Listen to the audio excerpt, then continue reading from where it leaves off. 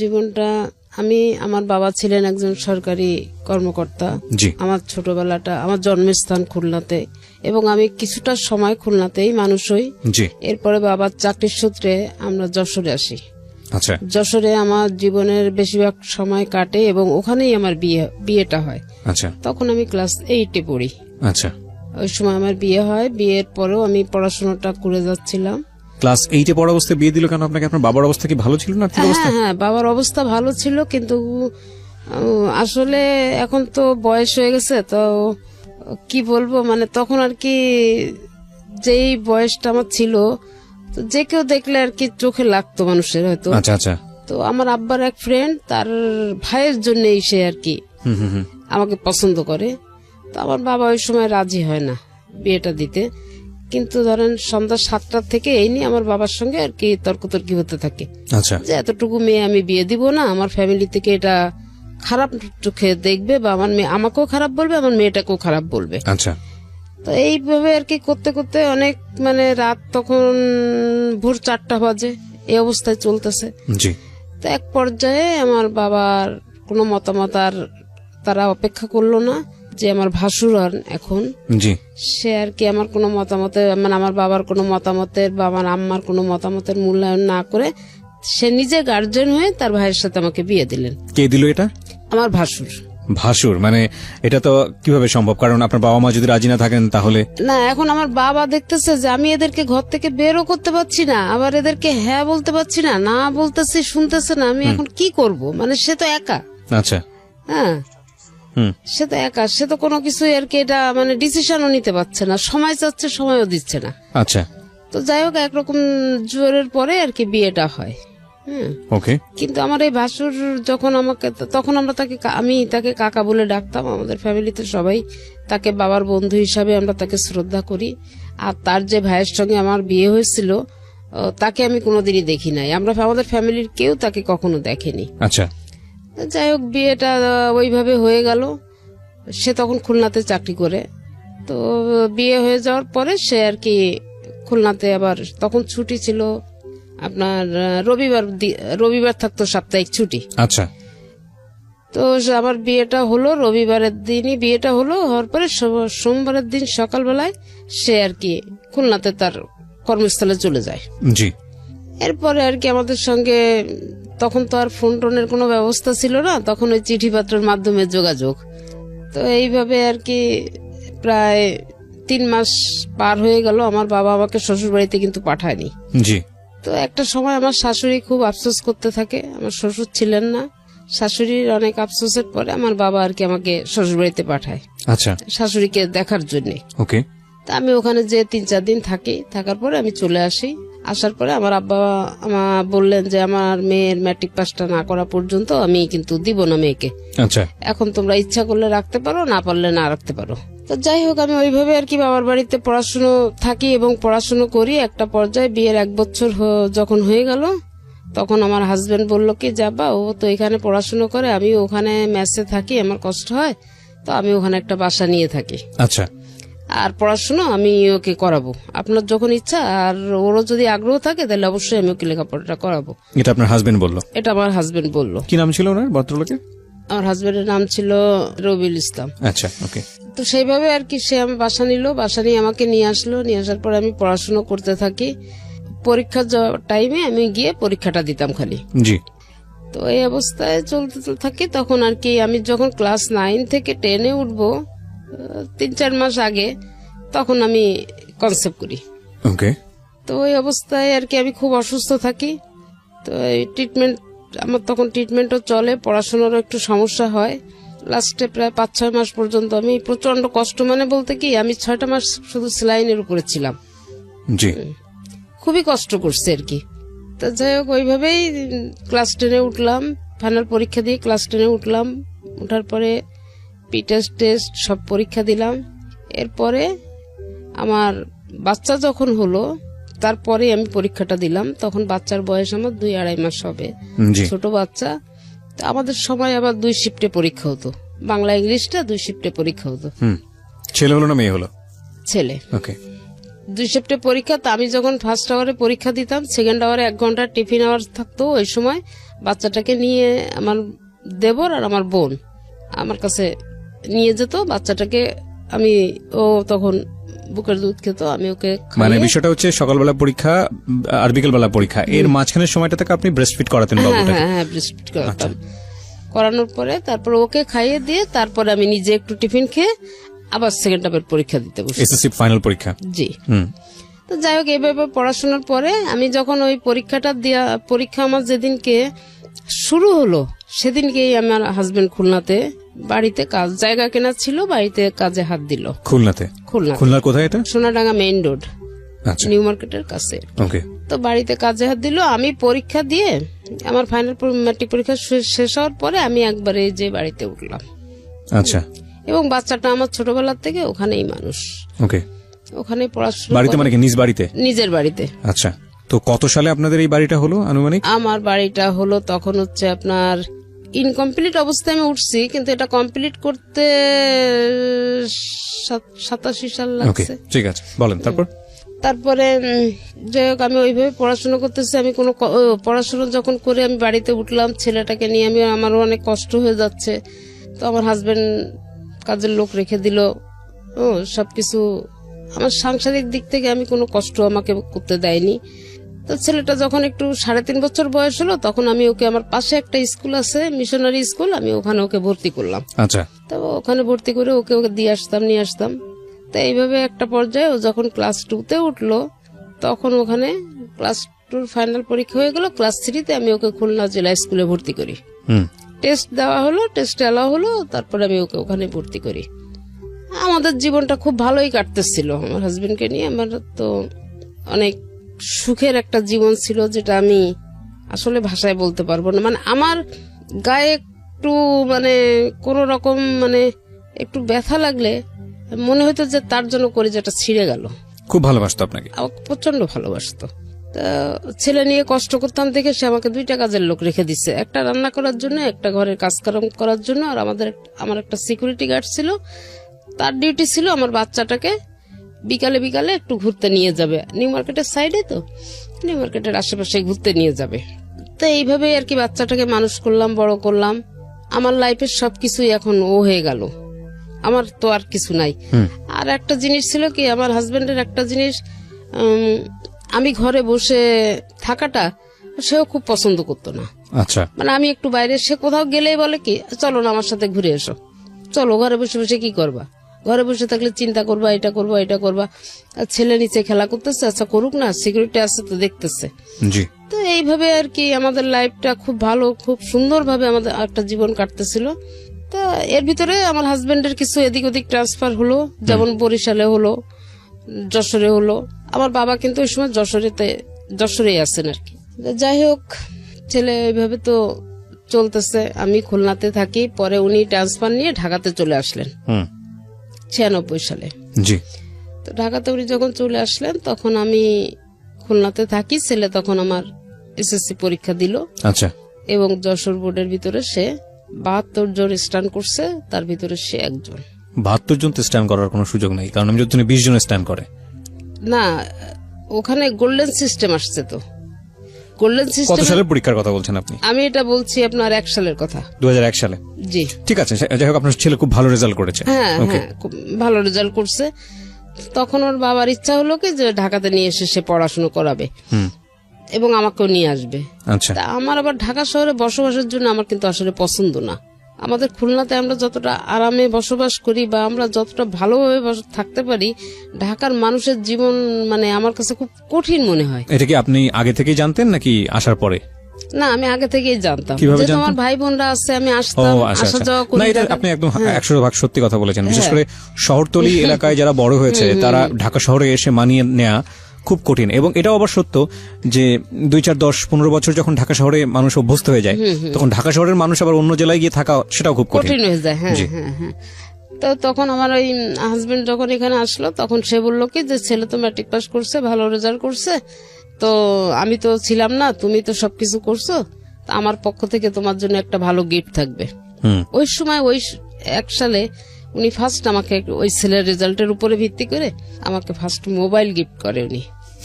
আপনাকে mobile gift করলো? হ্যাঁ, আমাকে। আচ্ছা, যাক, আমি তখন ওই ছেলেকে উনি ঢাকাতে নিয়ে আসবে, এখানে কোচিং করাবে, ভর্তি আপনার করাবে। ছেলে কোন বিভাগে ছিল, মানবিক, সায়েন্স না, না কমার্স? সায়েন্স। সায়েন্সে ছিল। সায়েন্সে থেকে এত ভালো স্টুডেন্ট ছিল? হ্যাঁ, খুবই ভালো স্টুডেন্ট। ওকে। এখনো পর্যন্ত আপনি ওর হাতের লেখা দেখলে আপনি অবাক হয়ে যাবেন যে এত সুন্দর হাতের লেখা, কিন্তু ওর হাতের লেখাটা আমি ওকে শিখাইছি। Beautiful, beautiful. ঠিক আছে, আপনি এসএসসি পরে কি করলেন? ওই লেখাপড়া বন্ধ করে দিলেন? আমি লেখাপড়া বন্ধ না, হ্যাঁ, কিছুটা সময় গ্যাপ রাখলাম। আচ্ছা, ঠিক আছে, সামনের দিকে আগে। তারপর? হ্যাঁ, তারপরে যখন আমি ছেলেকে জেলা স্কুলে দিলাম, তখন আমি ওই ছেলেকে যখন পড়াইতাম, আমি নিজেও টিচার পড়াতো, তারপরে তো আমাকে গাইড করতে হতো কিছুটা। তো ওকে যখন পড়াতে শুরু করলাম, তখন আর কি আমি নিজে আবার পড়াশোনা শুরু করি। এটা কি মানে এসএসসির আগে, ছেলের এসএসসির আগে না পরের ঘটনা? ছেলের এসএসসির আগে, আগের ঘটনা। ওকে। আমি আবার পড়াশোনা শুরু করি এবং আমি ওই সময় আবার যাই হোক, আমি পরবর্তীতে আর কি এটা আবার আমি এসএসসি পরীক্ষা দেই। এসএসসি দেন নাকি এইচএসসি? এসএসসি দিই। ওই ম্যাট্রিক সময়- তো আপনি পাস করলেন, হ্যাঁ, হ্যাঁ, হ্যাঁ। তারপর আবার দিলেন? আবার দিলাম এই কারণে, আমার ভাসুর ছিলেন কলেজের প্রফেসর, তো তা বললো, দেখো যে মানুষের ভবিষ্যৎ তো কিছু বলা যায় না, যদি পরবর্তীতে ও চাকরিতে বাকরি কিছু করতে চায়, তো ওর যে এই গ্যাপটা, এই গ্যাপের জন্য দেখা যাবে যে ওর চাকরিতে অনেক সমস্যা হতে পারে বা নাও হতে পারে চাকরি। আচ্ছা, তা ও নতুন করে আবার শুরু করুক। আবার নতুন করে এসএসসি পরীক্ষা দিলেন, হ্যাঁ। পাস করলেন? হ্যাঁ, তখন আমি পরীক্ষা দিলাম, পাশ করলাম, ম্যাট্রিক পাশ করলাম, ইন্টার করলাম, ডিগ্রিও করলাম। তারপরে আমার ছেলে ম্যাট্রিক পাশ করলো। আচ্ছা, ম্যাট্রিক পাস করলো। হ্যাঁ, আমরা যে গল্পে ছিলাম, যেখানটায় ছিলাম, যে আপনি ঢাকায় আসার কথা বলছিলেন আপনার জামাই। হ্যাঁ, তারপরে যখন ঢাকাতে চলে আসা হলো, এখানে কোচিং করার পরে ছেলে রাইফেলস পাবলিকে পরীক্ষা দিল, ভর্তি পরীক্ষা দিল, ওখানে টিকে গেল। আচ্ছা। তো টিকে যাওয়ার পরে ওর বাবা ওকে ওখানেই ভর্তি করলো এবং তখন আমাকে বললো যে এরকম ছেলে তো চান্স পেয়ে গেছে, তুমি ওখানে একা একা কি করবে, তুমি চলে আসো। তা আমার এটা খুব একটা বেশি ইচ্ছা ছিল চলে আসা না। মানে কি, মানে আপনার জামাই তখন ঢাকাতে? হ্যাঁ, আমার জামাই তখন ঢাকাতে। উনি কি করতো? উনি হাউস বিল্ডিং ফাইন্যান্স কর্পোরেশনের চাকরি করতেন। আচ্ছা, ওকে। তো আপনি ওখানে একা একা কি করবেন, এই জন্য হ্যাঁ, ঢাকায় আসতে হ্যাঁ, বললেন? চলে আসতে বলছে, কিন্তু আমার এই বাড়ির মায়াটা ছেড়ে না আমি কোথাও গিয়ে থাকতে পারতাম না। আচ্ছা। তো তখন আমি, বাড়ি তখন কয়তলা হয়েছে আপনাদের? আমার বাড়ি অলরেডি তখন ডবল ইউনিটের 4 তলা। 4 তলা বাড়ি। আচ্ছা। তা আমি তখন আর কি তাকে অনেক বোঝানোর চেষ্টা করলাম যে তুমি ছেলে চান্স পেয়েছে ঠিক আছে, কিন্তু ওকে আমার হাতে ছেড়ে দাও, আমি ইন্টারটা এখানে এই খুলনাতে করাই, তারপরে ও ঢাকাতে যে অনার্স করবে। তা ওর বাবা রাজি হলো না? আপত্তি করলো। হ্যাঁ, আপত্তি করলো। তখন আমি বললাম যে আচ্ছা ঠিক আছে। এই যে ইন্টারটা করাতে ঢাকাতে নিয়ে আসলো, তখন যেন ছেলে একটু কেমন হয়ে গেল। একটা পর্যায়ে ওর বাবা আমাকে বললো, ইন্টার পাস করার পরে ইন্টার লাস্টে সেকেন্ড ইয়ারে চলা অবস্থায় আমাকে একদিনকে বললো কি, ছেলে তো আমার কন্ট্রোলের বাইরে চলে যাচ্ছে, তুমি এক কাজ করো, তুমি ছেলে নিয়ে খুলনা চলে যাও। আচ্ছা, একবার ইন্টার পরীক্ষার আগ মুহূর্তে এটা? হ্যাঁ। তখন আমি বললাম কি যে আমি তো প্রথমে তোমাকে এই জিনিসটা বলছিলাম, তুমি আমার কথাটা তো শুনলা না, এখন তো নিয়ে আসছো, এখন এই মুহূর্তে তো আমি নিয়ে যেতে পারবো না ছেলে। হ্যাঁ। তা বললো কি যে তাইলে আমি এখন কি করব, কারণ আমি সারাদিন অফিসে থাকি আর তুমি এই ঢাকা খুলনা দৌড়াদৌড়ি করতে থাকো, ছেলে কি করে না করে আমি তো কিছু বুঝি না। এরপরে আমি এখানে একটু অবজেকশন দিলাম যে না, ও ইন্টারটা করুক, তারপরে দেখা যাবে কি করা যায়। তো ইন্টারটা পাস করলো, হ্যাঁ, রাইফেলস পাবলিকের থেকে ইন্টারটা পাস করলো। পাস করার পরে রেজাল্টটা কেমন ছিল? এসএসসির মতো ছিল নাকি খারাপ হলো? হ্যাঁ, রেজাল্টটা ভালো ছিল। তো ওর যেদিন রেজাল্ট হবে তার আগের দিন আছে আসানুল্লাহ প্রাইভেটে আর কি অনার্সের জন্য পরীক্ষা হলো। আচ্ছা। হ্যাঁ, কিন্তু তখনও ইন্টারের রেজাল্ট হয়নি। আচ্ছা, ইন্টার রেজাল্ট না হলে পরীক্ষা হয় কিভাবে? হ্যাঁ, এটা হলো এবং ও পরীক্ষাও দিল। ওকে, ইন্টারেস্টিং। যেদিনকে ওর ইন্টারের রেজাল্ট হলো সেদিনকে আসানুল্লাহর রেজাল্ট হলো। ছেলে এদিকে ইন্টারও পাস করে গেছে, ওদিকে আসানুল্লাহ এসে চান্স পেয়েছে। চান্স পেয়ে গেছে। আচ্ছা। তো এটা যখন হলো তখন আর কি সেইভাবে ওকে ভর্তি করার জন্য সব ব্যবস্থা করা হলো এবং ভর্তি করে আহসানুল্লাহতে কেন ভর্তি করার চেষ্টা করছিলেন আপনারা? এটা আমার ভাই হচ্ছে, সাধারণত তো পাবলিকে সবাই ট্রাই করে, প্রথমে পাবলিক বিশ্ববিদ্যালয়গুলোতে। হ্যাঁ, কিন্তু ওর বাবার ইচ্ছা ছিল যে, ওরা বাবার একটা ধারণা ছিল কি যে মানে প্রাইভেটে পড়াশোনা ভালো হয়, ওকে, এইটা আর কি। ওকে। তো যাই হোক, সেটাই আর কি করছে। করার পরে ওখানে ওর বাবা আরো বেশিরভাগটা সময় এখানে থাকতো আর আমি খুলনাতে। এর মধ্যে আবার আমার একটা চাকরি হয়ে যায়। হ্যাঁ, একটা চাকরি হয়, আমার পোস্টিংটা, আমি তো খুলনার থেকে অ্যাপ্লাই করি চাকরির জন্য, তো ওখানে আমার পোস্টিংটাও খুলনাতে হয়ে যায়। তো আমি তখন খুলনাতে। কিসের চাকরি ছিল এটা? এটা ছিল ওই যে Bangladesh legal aid and services trust, ব্লাস্টের। ব্লাস্টে। তো আমার চাকরিটা ওখানে হয়। আমি কি হিসেবে জয়েন করলেন ওখানে? আমি ওখানে কোঅর্ডিনেটর। কোঅর্ডিনেটর, ওকে। তা আমি ওখানে আর কি জয়েন করি। আর বাবা ছেলে ঢাকাতেই থাকে। আমার ওখানে চাকরির বয়স যখন আমার 1 বছর হলো, তখন আর কি আমি প্রতি মাসের 7 বা 8 তারিখে আমি ওই খুলনা থেকে আমার রিপোর্ট নিয়ে আমার হেড অফিসে আসতে হতো। আচ্ছা, তো আমি সেইভাবে আসবো। তো হঠাৎ করে 4 তারিখে আমি আসি, 7-8 তারিখে আমাকে 4 তারিখে জুন মাসের 4 তারিখে আমাকে ফোন করে বলতেছে যে আমার না শরীরটা ভালো না, তুমি একটু তাড়াতাড়ি চলে এসো। আপনার জামাই বলছে? তখন আমি বললাম কত সালে এটা? এটা হয়েছে 7 সালে, 2007 সালে। 2007 সালে। তা আমি বললাম কি, তোমার যদি বেশি সমস্যা হয় আমি তাহলে আমি এখনো চলে আসতে পারবো, কারণ কোনো সমস্যা আমার নাই। তা বলতেছে না, বেশি তেমন কোনো কিছু না, তুমি ধীরে সুস্থে যেরকম আসো এইভাবে আসো। তা আমি বললাম আচ্ছা ঠিক আছে। এখন আমি না, আসার আগে আপনাকে আমার একটা প্রশ্ন আছে, সেটা হচ্ছে আপনার বাড়ি ভাড়া কত আসতো ওই সময়টাতে? 15 থেকে 16,000 টাকা। 15 থেকে 16,000 টাকা পুরো বিল্ডিং মিলে? হ্যাঁ, পুরো আচ্ছা। টোটাল বিল্ডিং এ। আর আপনার জামাই তো জব করতোই? জি। তো আপনার জামাইও তো মোটামুটি ভালো অঙ্কেরই বেতন পেত, আমি যদি ভুল না করে থাকি। তো তারপরও আপনার জব করার, আমি বলছি না আপনি জব করেন, সেটাতে আমার কোনো প্রশ্ন নাই, কিন্তু মানুষ তো সাধারণত আমাদের সামাজিক বিন্যাসটা তো এরকমই যে প্রয়োজন না থাকলে আসলে মেয়েরা তেমন একটা জবে যান না, এটাই আমরা দেখে থাকি। তো আপনার তো বোধহয় সেরকম ক্রাইসিস ছিল না অর্থে? না। তো তারপরেও আপনি কেন জবে গেলেন? কেন গেলাম এটাই হচ্ছে যে আমার বাড়িতে, আমি যে ঢাকাতে আসছি, আমার বাড়িতে যে কেয়ারটেকার রেখে আসছি, এই কেয়ারটেকারটা আমার বিদ্যুৎ বিল নিয়ে অনেক ঝামেলা করে ফেলছে। তো ঝামেলা করে ফেলার পরে একটা পর্যায়ে আমরা দুজনে বসে আলাপ করলাম কি, যে এরকম অবস্থা হলে তো এরকম বিদ্যুৎ নিয়ে ঝামেলা করলে তো প্রায় বিদ্যুৎ অফিস থেকে এসে লাইন টাইন কেটে দেওয়া, ভাড়াটেদের সমস্যা, আর এই খুলনা থেকে আমি, এই ঢাকা থেকে আমি যে এইভাবে তো সমস্যার সমাধান করা ঠিক মানে সম্ভব হয় না, এটা খুবই কঠিন একটা ব্যাপার। তখন আমার হাজবেন্ড বললো কি, যে আচ্ছা দেখি কি করা যায়। তারপরে যখন আমার ওই চাকরিটার জন্য আমি অ্যাপ্লাই করছি, এটা তার আগ্রহে করছি।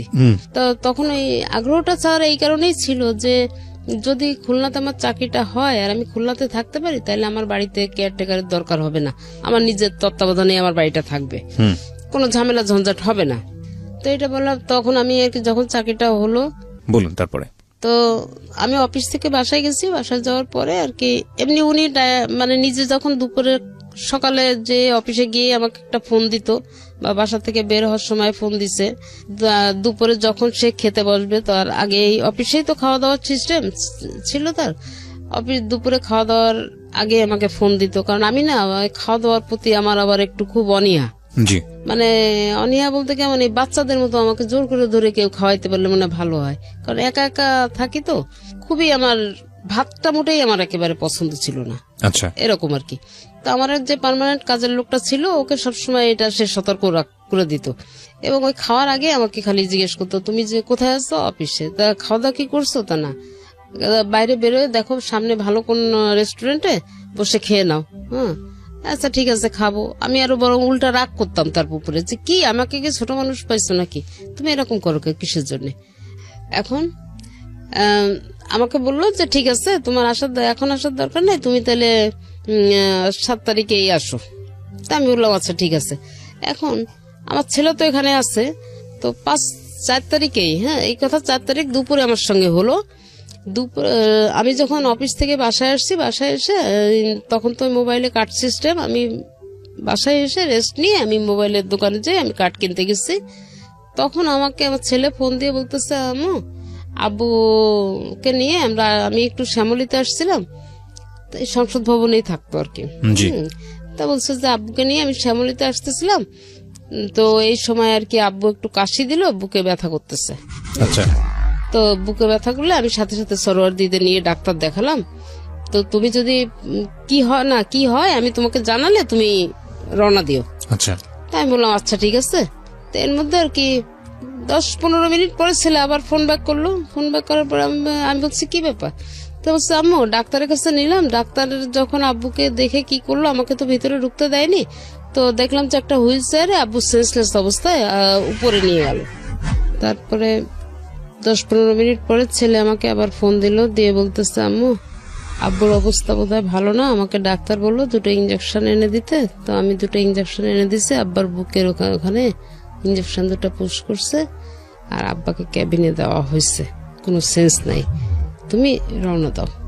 তো ওই মুহূর্তে আমি আর কি সাথে সাথে আমি টিকিট করে আমি 9:15 আগে কোনো গাড়ি পাই না। তো আমি বাসা থেকে যে আমার কাজের মেয়েটা আমাকে গুছাই দিল, আমি রেডি হয়ে স্ট্যান্ডে আসলাম, গাড়িতে উঠবো, আমার ব্যাগ দেওয়া হয়ে গেছে, আমি উঠবো। জি। ঠিক সেই মুহূর্তে আমার ভাসুরের ছেলে, তারাও ঢাকাতেই থাকে, ও ফোন করে আমাকে বলল যে চাচি কোথায় আছেন? তাই আমি বললাম আমি গাড়িতে উঠতেছি। বললো আপনার আসার দরকার নাই, চাচা মারা গেছে। শুধু এই কথাটুকু শোনার পরে আমি আর কিছু বলতে পারি না। তো একেবারে সুস্থ একটা মানুষ ছিলেন, হঠাৎ করে হার্ট অ্যাটাক করেছে। হ্যাঁ, একদম হঠাৎ করে, মানে আসরের নামাজ পড়ে বাসা থেকে বের হয়েছে, উনি শেভ করবে, করে বাসায় গিয়ে মাগরিবের নামাজ পড়বে, আচ্ছা, এই ছিল তার টার্গেট। কিন্তু ওই যে আসরের নামাজটা পড়ে আসছে আর মাগরিবের আজানটা দিছে, সে আমরা কষ্ট পাচ্ছি, নিশ্চয়ই কষ্ট পাওয়ার মতোই বিষয়, প্রতিটা মৃত্যুই আমাদেরকে কষ্ট দেয়, কিন্তু জীবন যেরকম সত্য, মৃত্যু সেরকম শাশ্বত সত্য। একটা অদ্ভুত বিষয় হচ্ছে যে প্রকৃতিতে যার প্রাণ আছে তার মৃত্যু ঘটবেই, এটা খুব স্বাভাবিক। কিন্তু আমাদের ব্যক্তি জীবনে আমরা মৃত্যুকে স্মরণ করি না, এবং করি না বলেই দেখবেন যে আসলে প্রতি মুহূর্তেই অনেক ধরনের ভুল ভাল করে ফেলি। চিন্তা করে দেখুন, আপনি একটা মানুষ, এই মুহূর্তে যারা আমার রেডিওটা শুনছেন, লাখ লাখ মানুষ আপনারা শুনছেন, লাখ লাখ মানুষ, কিন্তু একবার যদি খুব খুব মানে গভীরভাবে একটু চিন্তা করে দেখেন যে এমনও হতে পারে আজকের এই অনুষ্ঠানটি আপনার জীবনের শেষ শোনা অনুষ্ঠান, কিংবা এই রাতটি আজকে আপনার জীবনের শেষ রাত, কিংবা আমি কিবরিয়া আমার জন্য হয়তোবা এটা আজকের জন্য মানে আজকের মতো শেষ অনুষ্ঠান হতেই পারে। যে কোনো মুহূর্তে এমন হতে পারে যে এই অনুষ্ঠানটা করে বাড়ি ফিরতে পারবো না, সৃষ্টিকর্তা হয়তোবা নিয়ে যাবেন। তো এই যে মানে ফিলটা, এটা যদি আমাদের মধ্যে থাকে, তাহলে আমাদের দ্বারা আসলে খুব বেশি খারাপ কাজ করা মানে সম্ভবই না আসলে, কারণ যে কোনো মুহূর্তেই আমরা চলে যাব, যে কোনো মুহূর্তে আমরা মুসাফিরের মতো, প্রত্যেকটা মানুষ আসলে আমরা মুসাফির, এবং খুব অল্প সময়ের জন্য এসেছি, যে কোনো মুহূর্তে আমরা চলে যাব।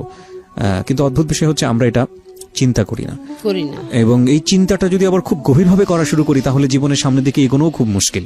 হ্যাঁ, যাই হোক, এটাই মানে ওনার মৃত্যুটা দেখুন, মানে অচিন্তনীয়, মানে কোনোভাবেই চিন্তা করা যায় না, তাই না? মানে শেভ করে জাস্ট মাগরিবের নামাজ পড়বে, এই তার আগ মুহূর্তে, নামাজের আগেই তার আগে আল্লাহ। এবং সে কাজের বুয়াকে বলছে যে আমি গোসল করে আম খেয়েছে, আম খেয়ে বলছে যে আমি যাচ্ছি, আমি এসে আম খাবো, তুমি কেটে রেখে চলে যাও। আম খাওয়ার সুযোগটাও তার হয়নি না। এই হচ্ছে পৃথিবী, খুব অল্প কিছুদিনের জন্য। তারপরও কত কলহ, কত অন্তর্দ্বন্দ্ব, কত ঝামেলা, কত রেশারেশি। আর একটা গুণ, তার অনেক গুণই ছিল, তার ভিতরে সবচেয়ে বড় যে গুণটা, আমি বিয়ের পর থেকে তাকে পারতপক্ষে কোনোদিন আমি খুব কম সময় কাজা নামাজ পড়তে দেখছি, কখন নামাজ সে কিন্তু করেনি। মাশাআল্লাহ। এমনকি যদি সে আমাকে বাইক নিয়ে বেরোতো, আমাদের মানে আমরা দুজনেই বাইকে বেরোতাম, এমনকি যদি সে বাইকে আজানে হলে আমাকে কোথাও একটু দাঁড় করায় রেখে বাইক সে মসজিদে ঢুকছে, আমি কিন্তু বেরোয় আসার পরে চিল্লাচিল্লি করতাম যে এটা কোন ধরনের অবস্থা। ঢাকা শহরেও তুমি আমাকে এরকম করো, বাইক শুদ্ধ রাস্তার পাশে দাঁড় করায় দিয়ে তুমি নামাজ পড়তে গেছো, কারণ বাইরে বাসায় গিয়ে কি পড়তে পারতো না? খুব ভালো একটা প্রসঙ্গ নিয়ে আসছেন। আমি নিজেও বাইক চালাই, নিজেরও দুই একটা অভিজ্ঞতা আছে এরকম। আমি একটু জাস্ট সবাইকে একটু বলতে চাই, বিশেষ করে অনেকেই আছেন এতে হয়তো মনক্ষুণ্ণ হন, বিশেষ করে স্ত্রীরা হয়তো মনক্ষুণ্ণ হন, কিন্তু আমার মনে হয় বাইরে থেকে আপনাদের জন্য দুটো উপলব্ধির একটা ব্যাপার আছে। একটা হচ্ছে যে হাজবেন্ড নামাজ পড়ছেন, আপনি পড়ছেন না, সেটা বড় কথা না, আপনার নিজেরও পড়া উচিত, সে একটা উপলব্ধি যদি আপনি ধর্মকর্ম মানেন। আরেকটা যেটা হচ্ছে, কেউ যদি করেন এরকম, আপনার জন্য হয়তো একটু অসুবিধাজনক হতে পারে, কিন্তু এটা কিন্তু আপনার স্বভাব হবে, আপনি তাকে সুযোগ দিচ্ছেন, একটু ধৈর্য ধরে অপেক্ষা করা উচিত। হ্যাঁ, সুতরাং আর যদি বেশি চাপ দেন, তাহলে ওই যে লোকটি নামাজ পড়তে যাচ্ছে, সে কিন্তু নামাজের মধ্যেও কনসেন্ট্রেট করতে পারবে না, ভাববে যে বাইরে কিনা কি হলো, বের হওয়ার পরে হয়তো বকাঝকা শুনতে হবে। এটা করা উচিত না, এটা গুনাহের ভাগীদার হয়ে যায় অনেকেই। তবে আরেকটা জিনিস তার ছিল, সে কোরআন শরীফ পড়তে পারতো না, আমি এটা পারি।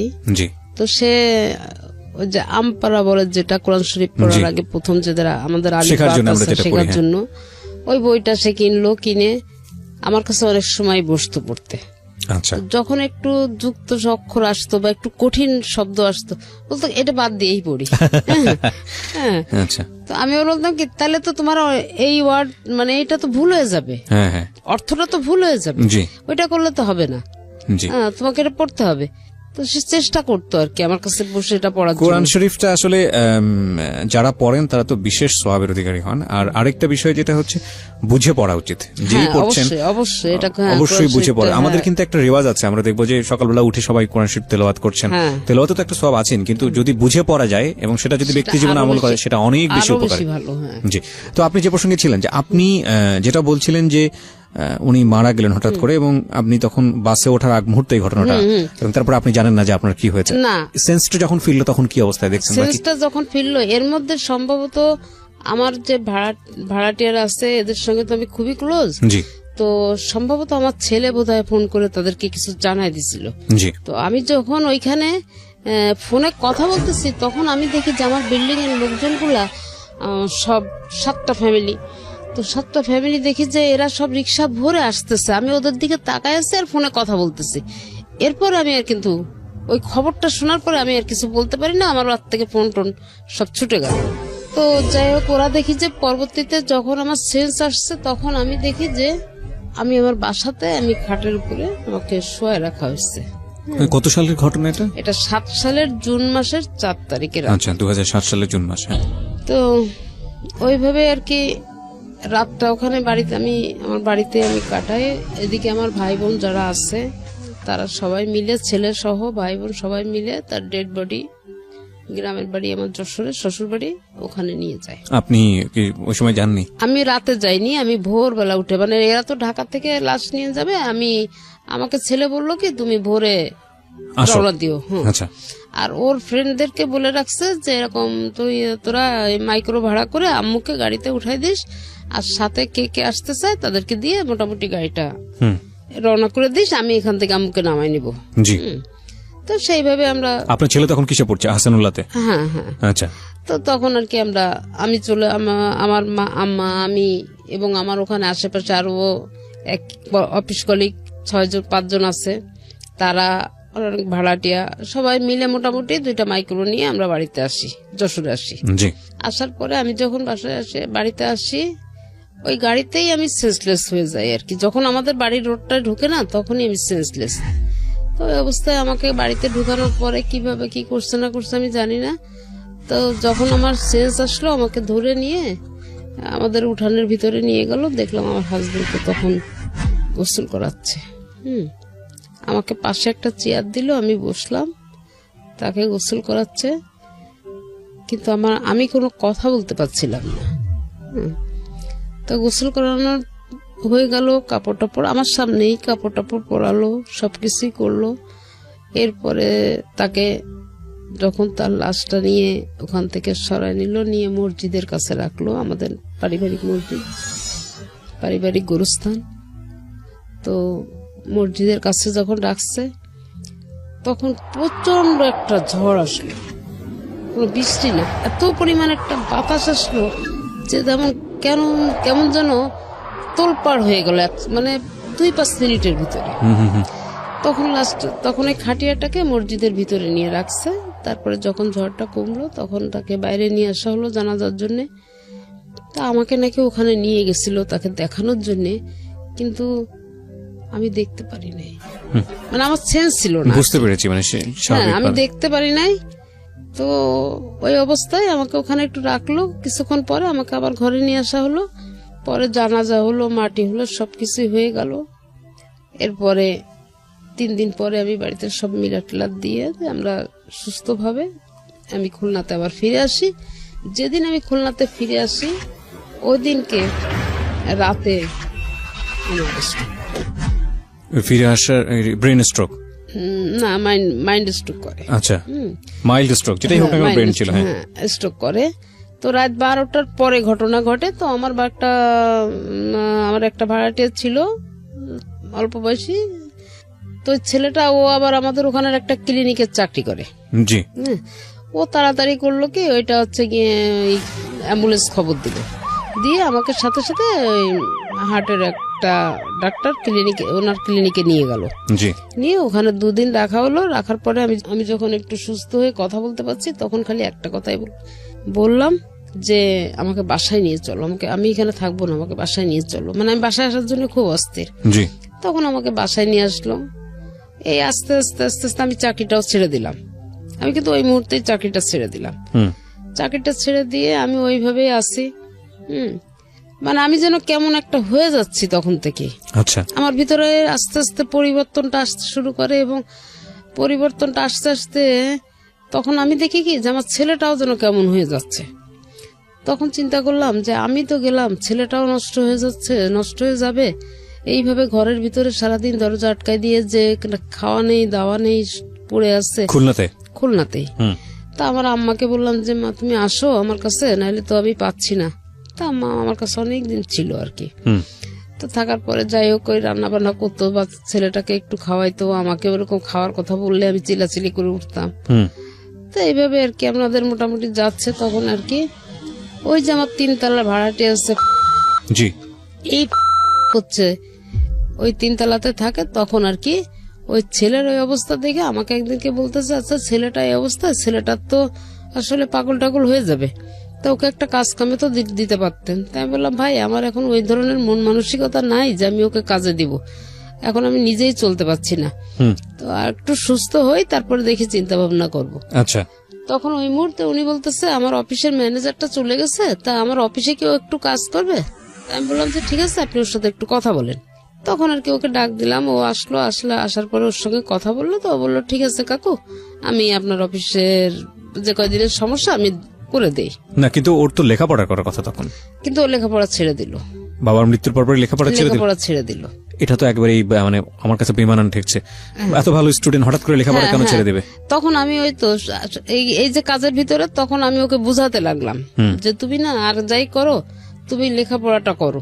তো অনেক ওই গ্যাপ দিল, মানে একটু গ্যাপ গেল, গ্যাপ যাওয়ার পরে অনেক বুঝাতে বুঝাতে তখন ও আবার আমাকে উল্টা বুঝাতে লাগলো। কি বুঝাতো? সবাইকে দিয়ে সবকিছু হয় না। হ্যাঁ, আমার পড়াশোনা করতে এখন আর ভালো লাগে না, একটা সময় ভালো লাগছে, এখন ভালো লাগে না, তুমি কেন আমাকে জোর করো? হ্যাঁ, আচ্ছা দেখবো, তুমি বলতেছো তখন আমি চিন্তা করে দেখবোই করব। পরে যাই হোক এইভাবে আর কি মোটামুটি অনেক কষ্ট করে আমি অনেক চাপের মুখে রেখে ভালোবেসে বুকে জুকে আদর যত্ন যাই করার করে টরে মোটামুটি অনার্সটা করাই দিলাম। ওকে, অনার্সটা করলাম, করার পরে এখন ওই অফিসে কাজে গেল না, ওখান থেকে আর কি কাজ কাম করতো, কি টাকা পয়সা পাইতো না পাইতো এটা কখনো আমার কাছে বলতো না, দিত না। আর আমি এটা জিজ্ঞাসা করলে বলতো কি যে জাস্ট ম্যানেজার নাই, আমি একটু কাজ করে দিচ্ছি, সে কিছু দিলে দিল না দিলে না দিল, আম্মু এটা নিয়ে তোমার কোনো টেনশন করার দরকার নেই। তাই বললাম আচ্ছা ঠিক আছে। তো কাজ করতে করতে একটা পর্যায়ে সে ছেলেকে কি দিয়ে কি পরামর্শ করলো আমি জানি না, তখন হচ্ছে যে আপনার 9 সালের লাস্টের দিকে। ওকে, তখন আর কি ছেলেকে কি দিয়ে কি পরামর্শ দিল, তখন ছেলে আমাকে বলতে লাগলো যে আমি বাড়িটা ভাগ করে নিব। তাই আমি বললাম কি বাবা আমার তো আর কেউ নাই, তুই ছাড়া তো আমার আর কেউ নাই, এখন যদি আমি মারা যাই তা বাড়িটা তো তোরই, এটা আবার ভাগ করার কি হয়েছে? তা বললো যে না আমার অংশ আমি ভাগ করে নিব। তাই আমি বললাম যে বোঝানোর পরে অনেক কিছুই বুঝালাম, কিন্তু কোনো কথাই সে শুনতে চায় না। তো লাস্টে যখন আমাকে কোন রকম কিছু করতে পারলো না, তখন আমার ওয়ার্ড কমিশনারের কাছে গেল। আচ্ছা, ওয়ার্ড কমিশনারকে গিয়ে বললো, তখন ওয়ার্ড কমিশনার আমাকে ডাকলো, ডেকে আমাকে বলতেছে আপা ছেলে তো এরকম উল্টাপাল্টা কথাবার্তা বলতেছে, এটা আমি কি করব? তাই আমি বললাম কি আচ্ছা ভাই এসব ঝামেলা না করে দেখেন যদি মিউচুয়াল করতে পারেন ভালো, না পারলে আপনি ও যেটা বলতেছো সেটা করে দেন, আমার তো মন মানসিকতা এখন ভালো না, আমি এটার বিষয়ে আর কোনো কথা বলতে চাই না। তখন ওই আমার ছেলে এরা সবাই একসাথে হয়ে কমিশনারের কাছে গেল। আর এই হলো গিয়ে কমিশনারের খালাতো ভাই, কিন্তু এদের সঙ্গে রিলেশন খুবই খারাপ, রক্তের সম্পর্ক, কিন্তু এদের সঙ্গে রিলেশনটা ভালো না। তো এরা আবার ঠিক করলো কি যে দোতলাতে আমরা তো থাকি, ছেলে থাকে এক ফ্ল্যাটে, আমি থাকি আর এক ফ্ল্যাটে, মানে পুরাটাই আমাদের, দোতলা পুরাটাই আমাদের, কিন্তু ওইটাকে এখন ওই দোতলাটা বাদ দিলে নিচতলার 2টা ফ্ল্যাট হচ্ছে আমাকে দিল, আর 3 তলার 2টা ফ্ল্যাট, 4 তলার 2টা ফ্ল্যাট দিল হচ্ছে ছেলেকে, ছেলের চলাফেরা খাওয়া দাওয়ার জন্য, আর আমাকে দিল আমার খাওয়া দাওয়ার জন্য, আমাকে 2টা ফ্ল্যাট দেওয়া হলো। তো আমি সেইভাবে আছি, কোনো কিছু না, কোনো ঝামেলা ঝঞ্ঝাট আর করতেছি না, চুপচাপ আছি। তো একটা পর্যায়ে আর কি ছেলে একটা দিতে হয়, তাহলে আপনি আন্টিকে একটু ডেকে নিয়ে আসেন, উনি বললে আমরা আপনাকে দিব। তো এইভাবে আর কি আমি ওখানে গেলাম, যাওয়ার পরে শোনার পরে আমি বললাম কি আচ্ছা ঠিক আছে তোমরা চুপ করো, দেখি আমি ওর সঙ্গে কথা বলে দেখি কি হয়েছে। হুম। তো আমি একটা পর্যায়ে ও যখন ঘরে আসে সেই সময় আমি কাছে আমি যে বলতেছি কি আচ্ছা ভাই কি হয়েছে, কি উল্টা পাল্টা করতেছে কেন, হুম। আপনারা তো কমিশনারের মাধ্যম দিয়ে সবকিছু সেটেল করে নিয়ে আসছে, ওকে। তো এখন এটা নিয়ে আবার কেন ঝামেলা করতেছে। তা বলতেছে কি যে এখন সেটা কি করে বলবো, এখন সে পুরা তার বাড়ির তো বেশি অংশ তার হিসাবে তো আপনি একটা ফ্ল্যাট পান, 7টা ফ্ল্যাট তো তার, তা আপনি এখন যদি সেটা জোর করে রাখতে চান ধরতে চান তাহলে তো আপনার এটা ঝামেলা হবেই। তাই আমি বললাম এটা তো বিষয় না, বিষয়টা হচ্ছে আপনারা কমিশনারকে দিয়ে করাইছেন বিচারটা, আমি কিন্তু করি নাই, জি। তো এখন আপনারা কেন সেটা নিয়ে ঝামেলা করছেন। তো এক পর্যায়ে ওনার কাছ থেকে শোনার পরে ওনার কথাবার্তার ভাবভঙ্গি আমার কাছে ভালো লাগেনি, না লাগাতে আমি এসে ছেলের ঘরে ঢুকলাম। ঢুকে আমি ছেলেকে বললাম যে আচ্ছা তোর কি সমস্যা বলতো আমাকে, তোর যদি কোনো সমস্যা থাকে সেটা তুই আমার সাথে বল, কিন্তু কেন তুই ভাড়াটাদের কাছে গিয়ে এ সমস্ত বলে নিজেকে ছোট করতেছিস। জি। তো বলার সাথে সাথে ও আমাকে বলতে আমাকে একদম ডাইরেক্ট একদম এইভাবে ওরকম খাটে বসা, আমি এরকম দাঁড়ানোর সামনে, এই কথাটা বলার সাথে সাথে আমাকে বলতেছে কি তুই আমার ঘরে ঢুকছিস কি জন্যে, তুই আমার ঘর থেকে বের হ। তাই আমি বললাম কি হ্যাঁ আমি তোর ঘরে থাকতে আসিনি, আমি তোর ঘর থেকে বের হব, কিন্তু আমার প্রশ্নটার উত্তর দিয়ে দে, আমি চলে যাচ্ছি। তা বলতেছে আমি যদি তোর প্রশ্নের উত্তর না দেই তুই আমার কি করবি। তাই আমি বললাম এইটা কোন ধরনের কথা, তোকে লেখাপড়া শিখাইছি, তোকে শিক্ষিত করছি, তোর মুখ থেকে এরকম ভাষা তো আমি কখনো আশা করি নাই। তুই জন্মের পর থেকে তোর সোনার চামচ মুখে নিয়ে তুই জন্ম নিচ্ছিস এক কথা বলতে গেলে, আজকে তুই কি ধরনের ভাষা ব্যবহার করতেছিস হ্যাঁ আমার সাথে। তো এই কথা বলার সাথে বলতেছে কি তোর কাছে কি আমাকে কৈফিয়ত দিতে হবে নাকি, তো বলে আমাকে গলাটা ধরে একটা ধাক্কা দিয়ে একটা ঘরের ভিতরে ওই ফার্নিচারের ফাঁকা একটা চিপার মতন ওইটার ভিতরে ফেলে দিছে। ও কি বলেন, মানে এই ফার্স্ট আমার গায়ে হাত দিল, আমার গলাটা ধরে একটা এইভাবে ধাক্কা দিল, আর আমি একটা চিপার মধ্যে ঢুকে গেলাম, মানে যেখানে একটা ড্রেসিং টেবিল একটা রিডিং টেবিল মাঝখানে হ্যাঁ এতটুকু ফাঁকা, এর মধ্যে পড়ে গেলাম। পড়ে যাওয়ার পরে আমি আর উঠতে পারছি না ওখান থেকে। তো যাই হোক অনেক কষ্ট করে আমি খুব চেষ্টা করে আমি আর কি উঠলাম ওখান থেকে। ওঠার পরে আমি উঠে ওকে ঠাস করে একটা চড় লাগাই দিলাম। চড় দেওয়ার পরে ও কি করলো, আমার হাতে আমার এই বা হাতটা স্পন্ডালাইসিসের সমস্যা আছে, তো আমার হাতটাকে মোড়ায়ে ধরে আমাকে ফ্লোরে ফেলাই দিল চিৎ করে, একদম পুরা চিৎ করে ফেলে দিয়ে আমার এই দুইটা পা এক জায়গায় করে ও একটা পা দিয়ে চেপে ধরছে, আমার পাটা চেপে ধরছে, আর একটা হাত দিয়ে আমার হাত ধরছে আর একটা হাত আমার এই জায়গাটায়। ওহো, মানে আমার জীব অলরেডি বের হয়ে গেছে, মানে আমার মনে হচ্ছে কি এই মুহূর্তে আমি শেষ। এখন আমি যে কোন রকম নিজেকে ওর কাছ থেকে ছাড়াই নিব, আমি এরকম কোনো সুযোগ পাচ্ছি না। অনেক ধস্তাধস্তি করে মানে অনেক গুতাগুতি করে এক পর্যায়ে আমি একটা, আপনি আশেপাশের লোকজন ছিল না বিল্ডিং এ? হ্যাঁ বিল্ডিং এ, মানে এই যে চিল্লাচিল্লি হচ্ছে না, আমার বিল্ডিং এর সামনে পুরা লোক, কিন্তু নিচে কোলাপসিবল গেটে তালা মারা। আচ্ছা। সিঁড়ির ভিতরে দাঁড়ায় এগুলা দেখতেছে এবং বউ দেখতেছে, কিন্তু কোনো কথা নেই তাদের। আর বিল্ডিং এর লোকজন ওই একটু ডেয়ারিং টাইপের লোক। মানে সত্যি কথা বলতে একদম আমি ক্লিয়ার যেটা বলবো সেটা হচ্ছে একটা সন্ত্রাসী, খুলনা শহরের সন্ত্রাসীদের ভিতরে সে একজন, এর পাল্লায় পড়ছে এই ছেলে। তো যাই হোক আমি এখন ওইখান থেকে তো কোন রকম তো ওকে লাথি মানে অনেক চেষ্টা করে মোটামুটি একটু উঠলাম। তো আমি ওখান থেকে কোন রকম ওকে ধাক্কাধাক্কি দিয়ে মানে একটু ছাড়াই আমি উঠলাম। উঠার পরে ও আমার হাত দুইটা মোড়ায় পিছনে নিয়ে গেল, নিয়ে আমাকে ওর ঘরের থেকে আমার পিছনে ঘাড়ে হাত দিয়ে ধাক্কা দিতে দিতে ওর ঘর থেকে বারান্দায় বের করে নিয়ে আসছে। নিয়ে এসে আমার এখানে একটা ঘুষি মারছে, চোখের মাঝখানে। হ্যাঁ ঠিক এই জায়গাটা একটা ঘুষি দেওয়ার সাথে সাথে আমার যে নাক দিয়ে রক্ত পড়তেছে না, মুখ দিয়ে পড়তেছে না, চোখ দিয়ে পড়তেছে, আমি কিছু বলতে পারবো না। লোকজন রাস্তায় সব জমা হয়ে আছে, সবাই দেখতেছে। মানে সে দৃশ্য, মানে আমি সেই মুহূর্তে আমার খুব মানে অবস্থা খুবই খারাপ ছিল, কিন্তু আজকে না এসব কথা বলতে আমার চোখে কখনো পানি আসে না। এক্স্যাক্টলি, আমি সেটাই চিন্তা করছিলাম যে আপনার পানি আসে না, আমার চোখে পানি আসছে না। আমি মাফ করবেন, আমি একটু ইন্টারাপ্ট করছি আপনাকে।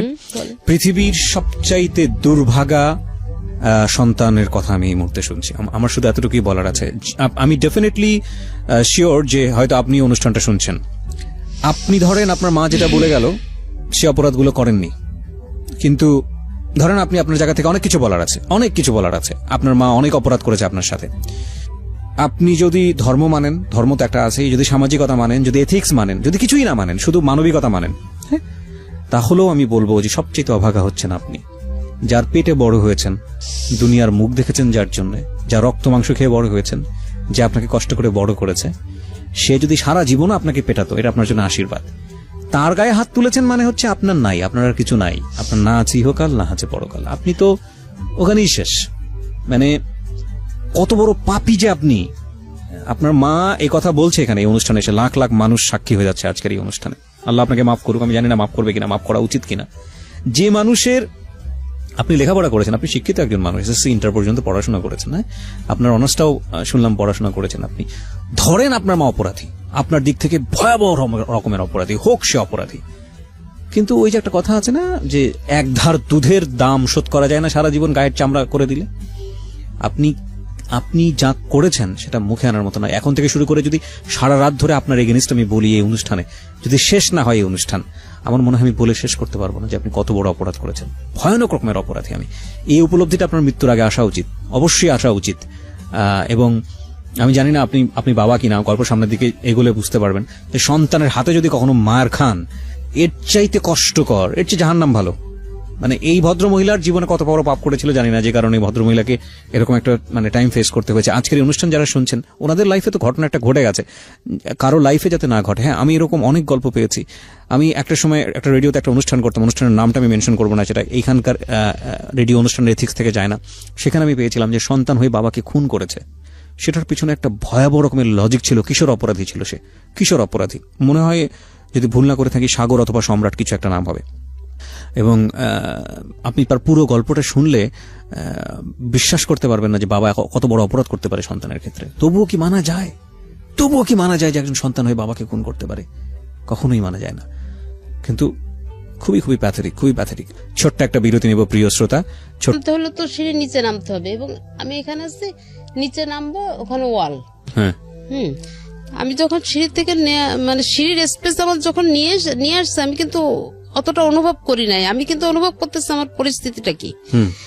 তো যখন আমি ওখানে আসার পরে ও একটা ধাক্কা দিছে যে ওই ওয়ালটাতে গিয়ে আমি বাড়ি খাবো এবং ওখানে আমি শেষ হয়ে যাব। এইভাবে আমার পিছন থেকে একটা ধাক্কা দিল ছেলেটা। ধাক্কা দেওয়ার পরে আমার নিচের ওই ভাড়াটেগুলো যখন বারান্দার ভিতরে চিল্লাচিল্লি হচ্ছে, বাইরের থেকে কেউ ঢুকতে পারছে না বা কেউ হেল্প করছে না আমাকে, তখন ওই নিচের ওই ছেলে দুইটা যে অবস্থায় ছিল, রাত তখন 11টার বেশি বাজে, ওরা দুইটা ছেলে দৌড়াইয়ে উঠে আসছে। উঠে এসে দেখে কি অলরেডি আমি সিঁড়ির 5-6টা সিঁড়ির স্পেস নেমে গেছি। মানে আর মনে হয় 1-2 সেকেন্ডের মধ্যে আমি ওয়ালে বাড়ি খাবো। আচ্ছা, ওই অবস্থায় আটকেছে। ওই অবস্থায় ওরা দুইজনে এসে আমাকে ধরে বসছে। ধরে দেখে যে আমার তো নাক মুখ রক্তাক্ত। আমার তখন ওদের এই সেন্স নাই, মানে আমার তো সেন্স নাই, ওদের ওই অবস্থা। আমার গায়ের ওড়না খুলে আমার মুখটাকে মানে পেঁচায় নিয়ে ওরা সাথে সাথে চলে যায় পাশে একটা, মানে কোনো ডাক্তার তো পায় না। এই ঘটনা ঘটতে ঘটতে প্রায় 12টা 12:30 বেজে গেছে। কোনো ক্লিনিকের ধারে কাছে নাই। তোরা তখন একটা মেডিসিনের দোকানে নিয়ে গিয়ে ওখানে নিয়ে আমাকে ড্রেসিং করে নিয়ে এসে আমাকে নিচতলায় রাখে।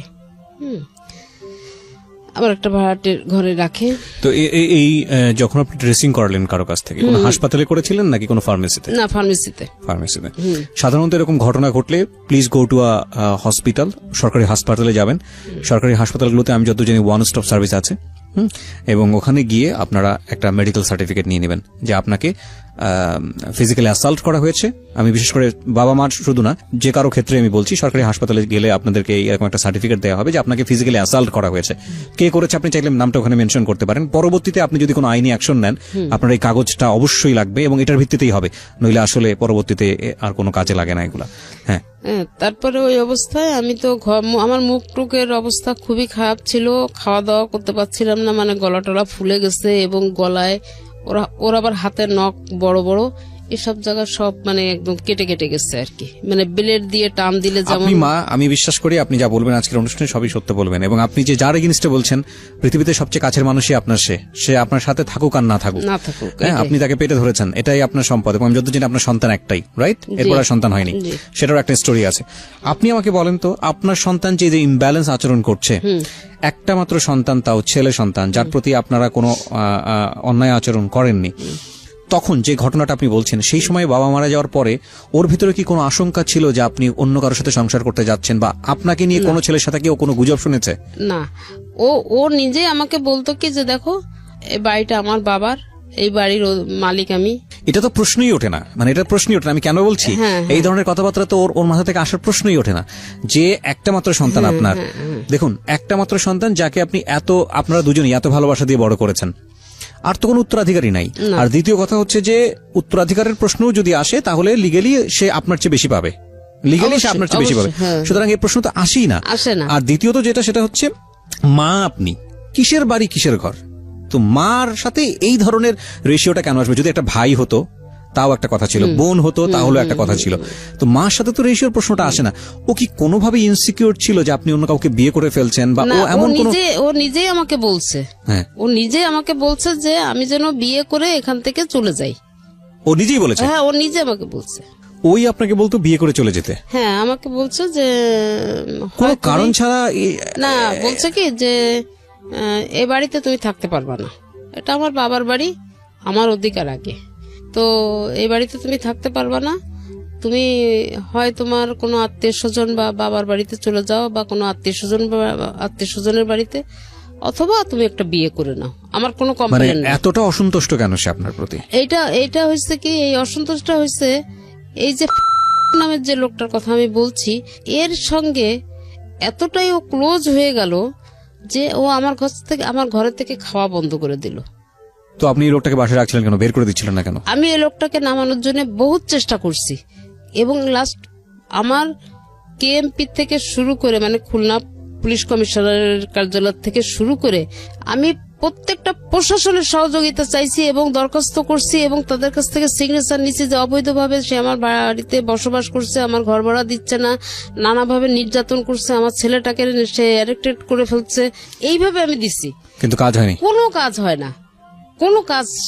আমি প্রশাসনের কাছ থেকে আমি হারাম বলতে আমি এতটুকু উপকার পাই নাই, একমাত্র র‍্যাব 6 ছাড়া। ওনারা আপনাকে হেল্প করেছে? শুধু ওনারাই আমাকে হেল্প করছে, এবং সেটা লাস্ট মোমেন্টে এসে আমার মাথায় কেন যে এই বুদ্ধিটা খেলছিল। আচ্ছা, ফাইনাল ক্রোনোলজিক্যালি যাব, স্টেপ বাই স্টেপ যাব, গল্পটা সামনের দিকে এগোতে চাই। প্রিয় শ্রোতা, আমরা যেই ভয়াবহ রকমের একটা অভিযোগ মা তার সন্তানের এগেইনস্টে করছেন আজকে এখানে এসে, ঠিক অভিযোগ বলবো না, তার জীবন গল্প সেখানে বলতে এসেছেন, কারণ আজকের এই অনুষ্ঠান বলার পরে কিন্তু সে কারো কাছ থেকে বিচার চাইবে না। সে গল্পটা কেন বলতে এসছে সে প্রশ্নটা আমি পরে করব।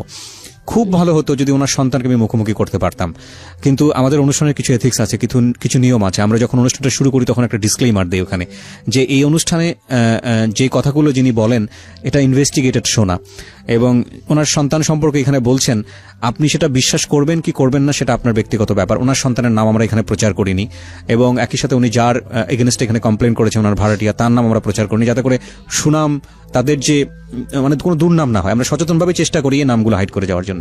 তবে একটা কথা ঠিক, আমরা আপনাকে উৎসাহ দেই না এই অনুষ্ঠানটা বিশ্বাস করার জন্য। যদি আপনি বিশ্বাস করতে চান আপনার মতো করে আপনি করবেন, শিক্ষণীয় পার্সপেক্টিভ থেকে, কারণ এটা ইনভেস্টিগেটেড শো না। অফকোর্স এটা ইনভেস্টিগেটেড শো না। একজন এসে বলে গেলেন, সেটা কতটুকু সত্য কতটুকু মিথ্যা সেটা তার উপর নির্ভর করে। এবং খুব কষ্ট হচ্ছে যে যদি এখানে এসে ভাই তার বোনকে নিয়ে ভাবে বলতো, বা বোন এসে তো যদি ভাইকে নিয়ে ভাবে বলতো, আমি তাকে বলার সুযোগ দিতাম না, আমি তাকে অনুষ্ঠানে গল্পই বলার সুযোগ দিতাম না। কিন্তু যখন মা এসে একমাত্র সন্তানের এগেইনস্টে বলে, এবং তখন বলার সুযোগ দেই একটাই কারণে, যে মা হয়ে সন্তানের এগেইনস্টে কিভাবে মিথ্যা কথা বলবে, কেন বলবে, তার উদ্দেশ্যটা কি, তার উদ্দেশ্য থাকতে পারে না। এবং এই ঘটনা কিন্তু একবার ঘটেনি, আরো বহুবার ঘটেছে। সামনের দিকে একটু এগোতে চাই। তবে নাথিং ইজ ইম্পসিবল। সন্তানের দিক থেকে যদি শোনা যায় তাহলে হয়তো তার জায়গা থেকে অনেক শক্তিশালী একটা যুক্তি ছিল, কিন্তু যেই যুক্তি আপনি দেন না কেন ভাই, আপনার মা যেহেতু বলেছে আপনি তার গায়ে হাত তুলেছেন, পৃথিবীতে মা যদি পাগল হয়ে যায়, উন্মাদ হয়ে যায়, বদ্ধ উন্মাদ, এমন উন্মাদ যে গায়ে কাপড় চোপড় রাখতে পারছে না, এরকম উন্মাদও যদি হয়ে যায়, তাকে একটা টোকা দেওয়ার অধিকার আল্লাহ দেয় নাই, টোকা দেওয়ার অধিকার দেয় নাই। আপনি যদি ধর্ম না মানেন, মানবিক জায়গা থেকেও আপনি সেটা পারবেন না। তাহলে এই পার্সপেক্টিভ থেকেই আমি আমাদের আজকের এই অনুষ্ঠানটাতে ওনাকে বলার সুযোগ দিয়েছি। জি, বলুন। তারপর হ্যাঁ, ওখান থেকে করে নিয়ে আসার পরে আমাকে নিচে রাখা হলো। তো আমার একটা খালাতো ভাই, সে আবার ওই সময় পাশে থাকতো, ও আসছে, ও খবর পেয়ে আসছে। আসার পরে তখন আর কি আমার ভাই আর কি আমার ছেলেকে একটু বকাঝকা দিয়ে দিল। দিয়ে আমার যে নিজের ভাই, সে আবার ঢাকাতে থাকে, তাকে আবার ফোন করে জানানোর পরে তখন আমার ভাই ওকে, আমার ওই খালাতো ভাইটাকে বলতেছে, এক্ষুনি ওকে নিয়ে তোরা সোনাডাঙ্গা থানাতে ওই পুলিশের হাতে হ্যান্ড ওভার করে দেয়। ওরা এত বড় সাহস হলো কি করে? তো যাই হোক, এইভাবে আর কি এখন আমার ওই ভাইটা ওর সঙ্গে তর্ক বিতর্কে এক পর্যায়ে ও গেটে লক করে রাখছে, আর গেট খুলে না। ছেলে গেট খুলতেছে না, লক করে রাখছে। ও অনেক আমার ওই ভাইটা ধাক্কাধাক্কি করছে কিন্তু খুলেনি। ও পরে আর কেউ চলে গেল। পরে দেখাশোনা করতে থাকে, আমার ভাইটা দেখতেছে। আমার মামা তো বোন একটা অ্যাডভোকেট, ও 2 দিন ও খবর পায়, কিভাবে যেন খবর পেয়ে ও আমাকে দেখতে আসে। দেখতে আসার পরে ও আমাকে দেখে বলতেছে যে আপা এই কি অবস্থা, এটা তো ঠিক না, আসলে ওর বিরুদ্ধে একটা ব্যবস্থা নেওয়া দরকার। ও তো অনেকদিন থেকে এইরকম তো তোমাকে ডিস্টার্ব করতেছে, একটা মামলা করে দাও ওর নামে, ওকে জেলে ঢুকানোর ব্যবস্থা করে দিই, কিছুদিন একটু থেকে দেখি একটু শিক্ষা হয় কিনা। তো আমার ওই বোন আছে, মামাতো বোন, তারপরে মামা, খালাতো ভাই, মোটামুটি ফ্যামিলির বেশ কিছু লোকজন আছে অ্যাডভোকেট থানাতে। তারা মিলে সবাই একটা পরামর্শ করে ওকে একটা মামলা দিয়ে, কোর্টের মাধ্যমে একটা মামলা দিয়ে ওকে জেলে দেওয়া হলো। দেওয়ার পরে তখন আর কি করলো, তখন 12 দিনের মাথায় ওকে বললো যে 65,000 টাকা খরচ করে ওকে বের করে নিয়ে আসলো। ওকে। তো ওই সময়টায় ওই যে ছেলে মারছে, আমি অসুস্থ, ওই সময় আমি আমার আম্মার কাছে গিয়ে থাকি আর কি, পাশাপাশি তো খুব বেশি একটা দূর না। আমি আম্মার কাছে গিয়ে থাকি। তো ওই সময় একটু সুস্থ হওয়ার পরে ওই এদিকে ছেলেও বেরোয় আসছে, আমি একটু সুস্থ হইলাম, বাসায় আসলাম। বাসায় এসে দেখি কি যে আমার আলমারি ভেঙে, আলমারির ভিতরে আমার 7.5 ভরি অর্নামেন্টস ছিল, সেটা নিয়ে গেছে আমার ছেলে। হ্যাঁ, আমার ঘরের দরজা ভেঙে ফেলছে। ঘরের দরজায় যে হ্যাজবোল্টটা দেওয়া, লকটা দেওয়া, এই লকটাকে কাটছে। কেটে আমার ল্যান্ডফোন, টিভি, গ্যাসের সিলিন্ডার, আমাদের ওখানে তো সিলিন্ডার ব্যবহার করি আমরা, সিলিন্ডার, তারপরে হচ্ছে যে আলমারির ভিতর থেকে আমার কাপড় চোপড়, আমার শীতের কাপড়, আমার পার্স পত্র, সার্টিফিকেট এবং আমার ফাইল পত্র যেখানে যা ছিল নেওয়ার মতন সবকিছু নিয়ে গিয়ে আমাদের যে দোতলায় পুরো একটা ফ্ল্যাট, তো একটা ফ্ল্যাটের মাঝখানে ও পার্টিশন দিয়ে দিচ্ছে ইট দিকেতে, দিয়ে আমারটা সেপারেট করে ফেলছে, ওরটা সেপারেট করে ফেলছে, এবং আমার ফ্রিজ ট্রিজ সব নিয়ে গেছে। আচ্ছা। তো আমি যখন বাসায় আসলাম, বাসায় আসার পরে আমি পরিস্থিতি তো দেখলাম, দেখে চুপচাপ আছি। এখন আমার আম্মা তো বলতেছে যে আমি কি তোকে এইভাবে রেখে যাব যদি রাত্রে আবার কোনো দুর্ঘটনা ঘটে? আমি বললাম যে না, তুমি যাও। আমি বললাম তুমি যাও, তুমি এত টেনশন করো না, আল্লাহ ভরসা, যাও, যা হবার হবে। তো যাক, আম্মা অনেক টেনশন করে, অনেক সাবধান করে দিয়ে বুঝাই টুজাই বলে চলে গেল। চলে যাওয়ার পরে এরপর থেকে তো অত্যাচার আমার পরে তো বাড়তে শুরু করলো, জেল থেকে বেরোয় আসার পরে। এখন জেলে কতদিন ছিল? জেলে ছিল 15-14 দিন।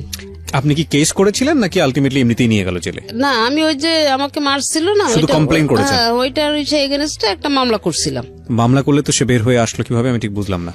মামলা করলেও বের হয়ে আসলো কিভাবে, এটা হচ্ছে কি আমারও এটা টার্গেট, যেহেতু মা মামলা করছে সেক্ষেত্রে তো অন্য কেউ বের করে নিয়ে আসতে পারে না বা পারার কথাও না, কিন্তু এখানে কোনো এখানে আচ্ছা ঠিক আছে, আইনগত ভাবে আমি এটা আপনাকে বুঝাইতে পারবো না। যাই হোক, আপনি মামলা দিলেন, ছেলে জেলে ছিল, কিছুদিনের মধ্যে সে আবার বের হয়ে আসলো।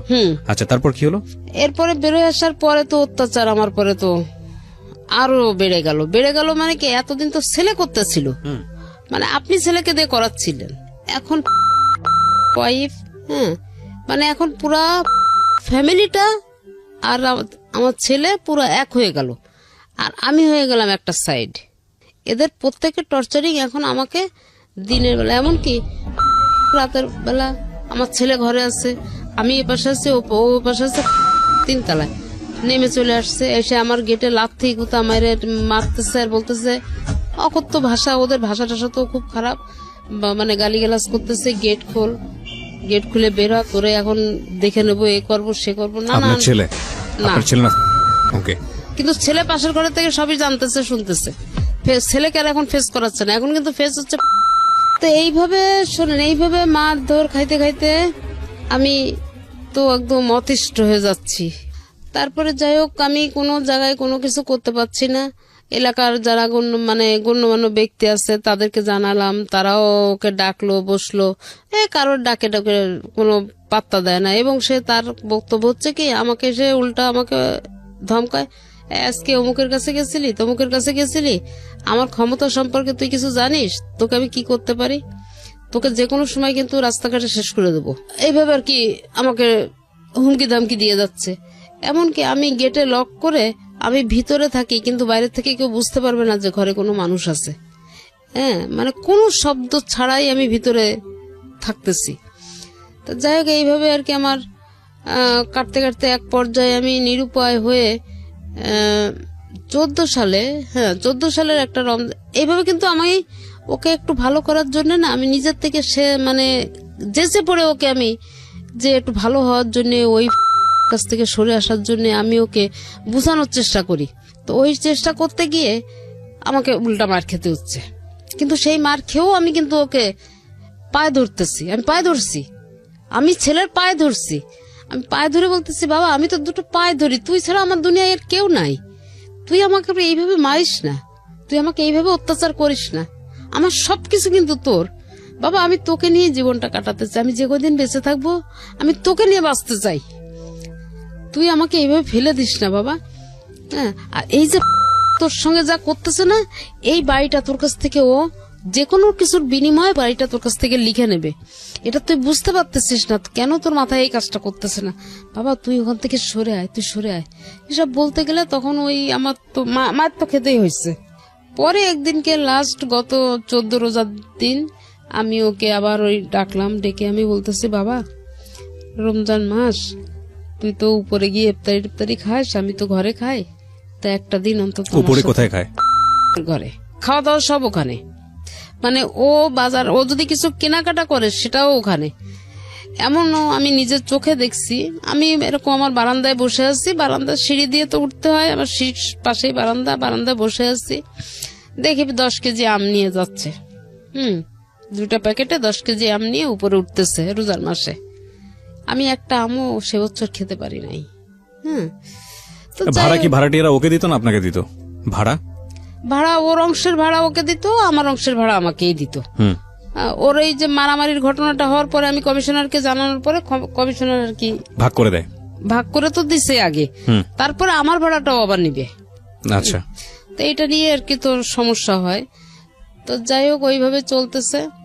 তো আমি একদিন করে বললাম যে, বাবা রোজার মাস, রাত্রে ভোররাত্রে তুই কোথায় গিয়ে খাবি, কি করবি, তা আমার সঙ্গে তুই ইফতারি করিস আর না করিস, অন্তত ভোররাত্রে আমার সাথে ভাত কাটা খাস। তো এই কথা বলার পরে বললো কি যে, আমার কি খাওয়ার জায়গার অভাব আছে নাকি যে তোমার তা খাইতে হবে? তাই বললাম না, এটা আমার মনে বলতেছে যে রোজার মাসে হয়তো বা খেয়ে থাকবি না খেয়ে থাকবি, তুই তো রোজা কখনো ছাড়িস না। তো যাই হোক আর কি, অনেক বোঝানোর পরে ও আমার কথা শুনতেছে না, আমাকে ধাক্কা দিয়ে মানে ওর ঘরের বারান্দা থেকে বের করে দিচ্ছে, খুবই করতেছে। আর আমি খালি ওর পায়ে ধরে বলতেছি, বাবা তুই একটু রোজার মাসটা আমার সাথে খা, নাইলে তোর কষ্ট হয়ে যাবে, তুই না খেয়ে রোজা থাকতে পারবি না বাবা।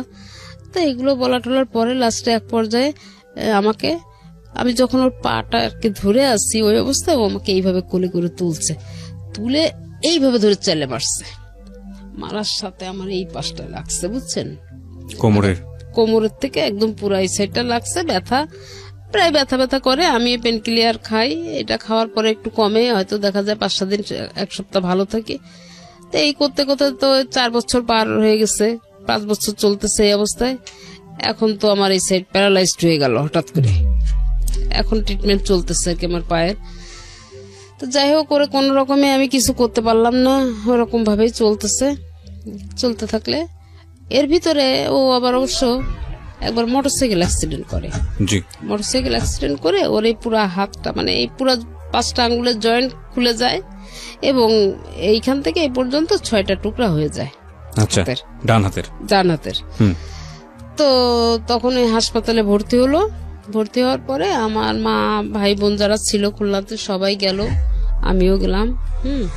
যখনই আমি গেছি আমাকে দেখছে, তখন বলতেছে যে কেন আসছো? তা আমি বললাম যে শুনলাম তুই অ্যাক্সিডেন্ট করছিস, তাই আমি আসলাম আর কি। এখানে তোমার আসার তো কোনো প্রয়োজন নেই, আমার অনেক লোক আছে। ফাইন, আমি না মানতে পারছি না। প্রথম কথা হচ্ছে যে কি করে? হ্যাঁ, বাড়ি বিক্রি করে। ওকে। তো এইটার বাধা হয়েছিলাম আমি। ওকে, যে কারণে সবকিছুতেই আপনাকে দেখতে পাচ্ছি না। এই একটাই কারণ। আমি যদি প্রথম চান্সে এটা রাজি হতাম তাহলে হয়তো জিনিসটা আজকে এতদূর পর্যন্ত আসতো না। আচ্ছা, ঠিক আছে, বলে তারপর। তো যাই হোক, আমি ওইভাবে হাসপাতালে তখন আমি ওকে দেখতে গেলাম। ওই যখন ওটিতে ঢুকাবে ওকে অপারেশনের জন্য, তখন আমি গেলাম ওখানে। যাওয়ার পরে আমারও বলতেছে যে তুই যদি এখান থেকে না যাস আমি ওটিতে ঢুকবো না, আমি কিন্তু এখনই এই হাসপাতাল থেকে বেরোয় চলে যাব। তো আমি বলতেছি কি কেন, আমি কি করছি তোর? তা বলছে কি যে তুই তো আমার জীবনটা শেষ করে দিলি। তা একদম এইভাবে কথাবার্তা বলতেছে। যাই হোক, আমি ওর বন্ধু বান্ধব ছিল, আরো লোকজন ছিল, আমি মান সম্মানের খাতিরে আস্তে করে আমি ও 3 তলায় ছিল, আমি 2 তলায় এসে সিঁড়ির ভিতরে দাঁড়াই আছি। যখন ওকে ওটিতে ঢুকাইলো তখন আমি ওটির সামনে গিয়ে দাঁড়ালাম। পরে যখন ওর অপারেশন করে বের করলো, তখন তো সেন্স ছিল না, তখন আমি কাছে গেলাম, মাথাটাতে একটু হাত টাত দিলাম, দিয়ে ওখানে কাছে কিছু সময় বসলাম।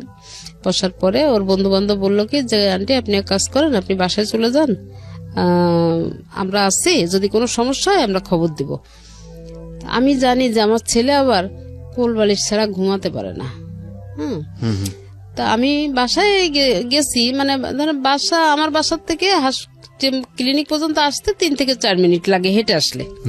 তা আমি আবার এটা জানি, আমি তো ওটা জানি যে ও তো সেন্স ফিরলেই কোল বালিশ খুঁজবে। তা আমি ভোর যখন 5টা বাজে, আজান হয়ে গেছে, 5টা বেজে গেছে, তখন আমি একটা কোল বালিশ হাতে করে নিয়ে আস্তে আস্তে ক্লিনিকে আসলাম। এসে ওই বালিশটা রেখে গেলাম, মানে ওর বন্ধুদের হাতে দিয়ে গেলাম, আর বললাম যে ওর কি অবস্থা, একটু মাথাটাতে হাত বুলাই দিয়ে চলে গেলাম। চলে যাওয়ার পরে তারপরে ও জিজ্ঞেস করছে বালিশ কে দিয়ে গেছে, তা বলছে যে তা আন্টি এসে দিয়ে গেছে। যাই হোক, ওইভাবে আর কি ও সেখান থেকে ক্লিনিক থেকে বের হলো। কিন্তু আমি ওই যে কয়দিন ক্লিনিকে ছিল, আমি গেলে ও রুমে আমাকে ঢুকতে দিত না। তো ও রুমের সোজা আবার সিঁড়িটা, তা আমি ওই সিঁড়ির ওই কোনায় দাঁড়ায় ওকে একটু দেখতাম। বাসায় তো মন টিকতো না, কারণ আমার তো বাসায় আর কেউ নাই। তা আমি ওই দূরে দাঁড়ায় দাঁড়ায় আর কি যতটুকু সময় সম্ভব হতো আমি ওই এরকম সিঁড়ির ভিতরে দাঁড়ায় ওকে দেখতাম, ও যাতে আমাকে দেখতে না পায়, এইভাবে দেখে ডেকে আমি চলে যেতাম।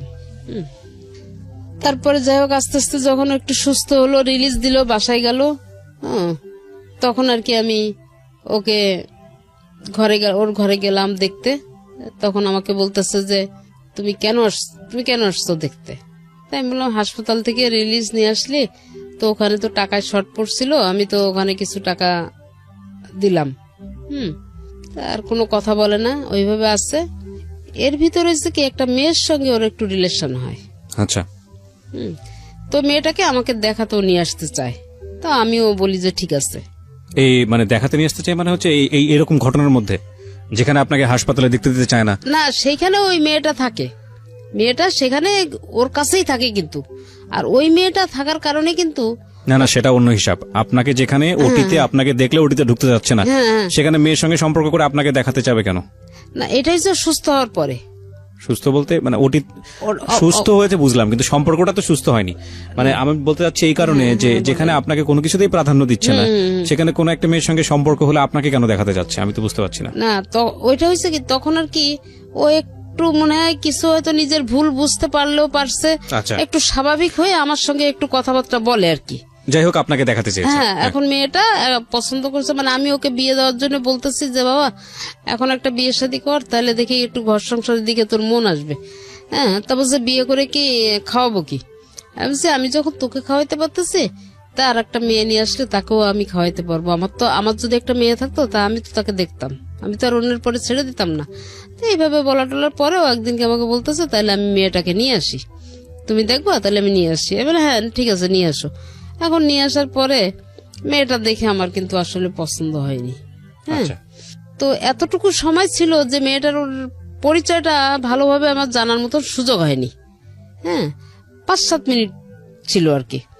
তো মেয়েটা চলে যাওয়ার পরে আমার ছেলে যখন বাসায় আসলো, আমি তখন ওকে বললাম যে আচ্ছা ওদের বাড়িটা কোথায়? তা বললো তো বাবা, ওরা কয় ভাই বোন, বাবা মা কি করে? তা বলতেছে যে আমি ওর বাবা মা কি করে এটা আমি বলতে পারবো না, ওরা হচ্ছে 3 বোন আর 1 ভাই, ও হচ্ছে বোনদের মধ্যে ছোট। জি। তাই আমি বললাম কি যে তুই একটা মেয়ের সঙ্গে রিলেশন করলি, অথচ তার বাবা কি করে তুই এইটা বলতে পারিস না, এইটা আবার কেমন কথা বলতেছিস? তা আমার না জিনিসটা একটু সন্দেহ লাগলো। এটা ওকে। লাগার পরে আমি এটা কি করলাম, আমি এটা কোন একজন মারফতে, কারো একজন মারফতে আমি খোঁজ নিলাম যে আসলে মেয়ের বাবা কি করে। তখন আমি জানতে পারলাম যে মেয়ের বাবা একজন ট্রাক ড্রাইভার। আচ্ছা। আমি এইটার পরে না আমি একদম নিস্তব্ধ হয়ে গেলাম। পরবর্তীতে আমি ছেলেকে ডাকলাম, আবার বেশ 2-3 দিন পরে আমি ছেলেকে ডাকলাম, জিজ্ঞেস করলাম। ছেলে বলল যে আসলে তো আমি জানি না। আমি বলছি কি, আমি তো শুনলাম যে ওর বাবা নাকি ট্রাক ড্রাইভার। তা বলছে না, আমি তো এটা শিওর না। তখন আমি বললাম যে তুমি যদি এরকম, যদি তুমি শিওর হও আর নাই হও, যদি এরকম কিছু হয় তাহলে কিন্তু আমি বাবা এইটা মেনে নিতে পারবো না, কারণ আমার ফ্যামিলির কাছে আমি পরিচয় দিতে পারবো না যে তুমি কি করছো। তো এইভাবে আর কি মেয়েটার সঙ্গে ওই মেয়েটা এই কথাগুলো আমার ছেলে কিন্তু আমার মেয়েকে যে বলছে, বলার পরে মেয়ে আমার পরে আবার একটু ক্ষিপ্ত হয়ে আছে। তো একদিন এটা নিয়ে এই মেয়েটা আমার সঙ্গে আর কোনো যোগাযোগ করে না। হ্যাঁ, আগে একটু ফোনে কথা বলতো, ফোনে আমিও কথা বলতাম, ও কথা বলতো। একদিন আমি ফোন করলে ও উল্টা আমাকে খুব ঝাড়ি দিচ্ছে মেয়ে। তখন আমি আবার মানে একটু আনইজি ফিল করতেছি যে কি ব্যাপার, কি হইলো। তো যাই হোক, আমি আর তারপর থেকে মেয়ের সঙ্গে কোনো যোগাযোগ করি না। আর এদিকে হচ্ছে ছেলে, এর কাছে বাড়ি বিক্রি হবে, ওর কাছে বাড়ি বিক্রি হবে, সে তার কিন্তু ওই বাড়িটাই এখন সবকিছু হয়ে গেছে। আচ্ছা। এটা বিক্রি না করা পর্যন্ত সে আর ঠান্ডা হচ্ছে না।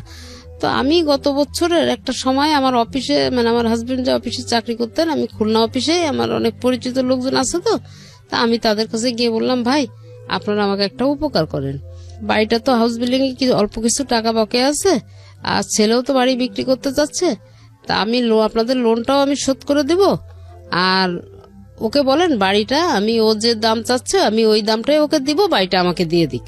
আচ্ছা। আমার স্বামীর বাড়ি, আমি এটা অন্য কারো হাতে দিতে চাচ্ছি না। তা বললো কি, এলো তাহলে তো ভালো প্রস্তাব এটা, তো ঠিক আছে ওকে বলি। এখন ছেলেকে যতবারই বলা হচ্ছে, ছেলের কথা হলো আমি দিব, আমি তাকে বাড়ি দিব না।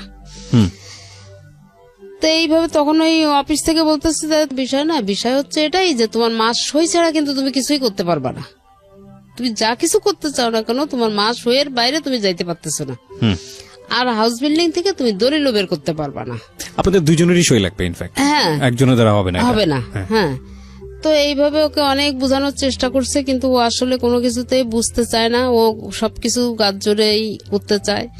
যেমন আমার পেনশনের টাকাগুলা নিয়েও সে অনেক ঢাকা অফিস পর্যন্ত আসছে, এখানে টাকা পয়সা দিয়ে পেনশনটা ওর নামে করার চেষ্টা করছে। তো অনেক ঝামেলা ঝঞ্ঝাট, ছোটখাটো বড় অনেক ঝামেলা ঝঞ্ঝাট করছে। তো যাই হোক, এইগুলার আমি ছোটখাটো গুলা ধরি নাই, কিন্তু যখন আর কি গত বছর ফেব্রুয়ারি মাসে ওই মেয়েকে নিয়ে, মেয়েটা ওর বাসায় বেলা 3টার সময় যখন আসছে, হ্যাঁ, আমি তখন একটা হোটেলে বসে ভাত খাচ্ছি, তখন দেখি ওই মেয়েটা আমাদের এলাকায় ঢুকতেছে। আর সন্ধ্যা, আমি ওইটা দেখে বসেই আছি, মেয়ে কিন্তু ঘর থেকে আর বের হয় না। তখন আমি চিন্তা করলাম যে আমি তো প্রশাসনের কোনো সহযোগিতা আমি পাবো না, এখানে আমার যে লাভ নাই, আমি এখন কি করতে পারি। তা আমি চিন্তা করতে ওই বসে বসে চিন্তা করতে আমি এক সময় দেখি যে ছেলে গেট খুলে বেরোলো। কিছুক্ষণ পরে মেয়েটা বেরোলো, তখন বাজে সন্ধ্যা 7টা। ওই সময়টাতে আমি ছেলেকে আমি ধরলাম সিঁড়ির ভিতরে, ধরে আমি তখন ওকে বলতেছি, একটা চড় দিলাম, চড় দিয়ে আমি বলতেছি কি যে এই শেয়ানা মেয়েটাকে তুমি বেলা 3টার সময় ঘরে ঢুকাইছো আর এখন বের করছো, এইটা তোমার বাবার বাড়ি, তোমার বাবার এখানে যথেষ্ট সম্মানীয় একজন ব্যক্তি ছিল, তোমার বাবার সম্মানটা কি তোমার কাছে কোনো মূল্য নেই নাকি? তুমি যেটা করতেছো এটা কি ভালো কাজ করছো না করতেছো, কোনটা? এই কথা বলার সাথে সাথে ও পা হাত দিয়ে একটা ঘুষি মারলো আমার এখানে, মেয়েটার সামনেই। হ্যাঁ, একটা ঘুষি মারলো এখানে, আমার চশমার কোনাটা এখানে ঢুকে গেল। তো ঢুকে যাওয়ার পরে এরপরে ওই মেয়েটা করলো কি, 3 তলায় গিয়ে পরে ডেকে নিয়ে আসছে, কাজের মেয়েকে ডেকে নিয়ে আসছে।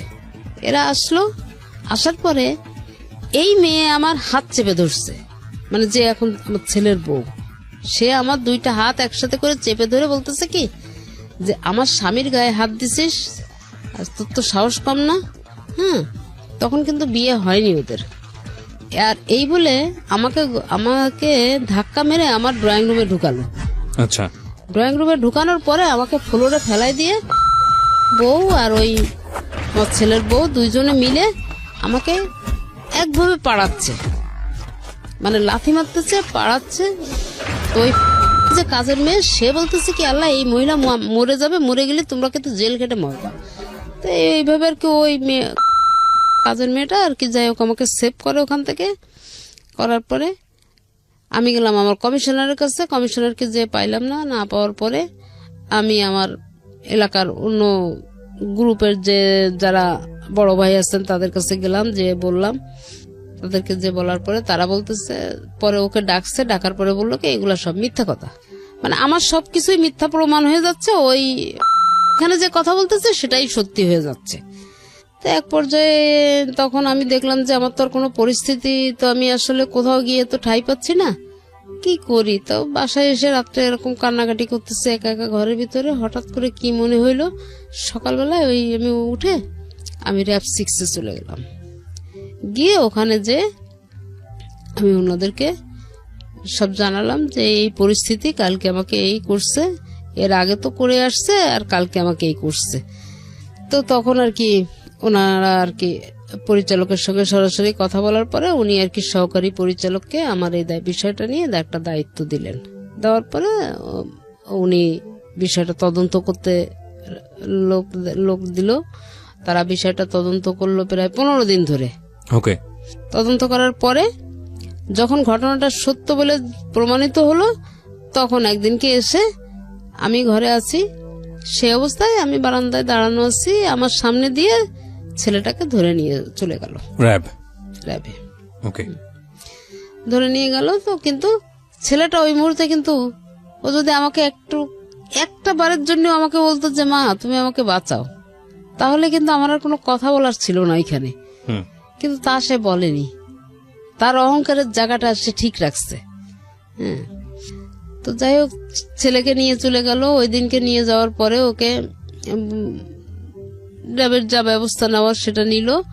দ্বিতীয় দিন যখন ওকে আবার ওই নাকি নিয়ে রিমান্ডে নেওয়ার টাইম ছিল 5টায়, তো র্যাবের অফিস থেকে আমাকে তার কতটুকু ব্যথা লাগতেছে, তো এইটুকু বুঝুক আর কি।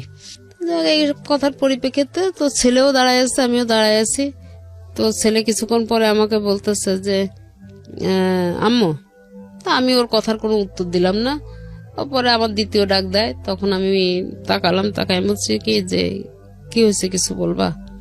তা বলতেছে যে আমি এমন কি অন্যায় করছিলাম যে আমাকে এত বড় কঠিন শাস্তি দিলা? তাই আমি বললাম তুমি না আমাকে বলছিলা যে তোমার নাকি প্রচন্ড ক্ষমতা খুলনা শহরে, তোমার ক্ষমতা সম্পর্কে নাকি আমার কোনো আইডিয়াই নেই, তোমরা টাকা পয়সার বিনিময়ে অনেক জায়গায় কিনে রাখছিলা, কিন্তু আমি সেটা পারি নাই। তা আমি শেষ পর্যন্ত আমি মায়ের গুতা খাইতে খাইতে আমি এখন এমন একটা অবস্থায় এসে দাঁড়াই গেছি যে আমি এই কঠিন একটা ডিসিশন নিতে বাধ্য হয়েছি, তুমি আমাকে বাধ্য করছো।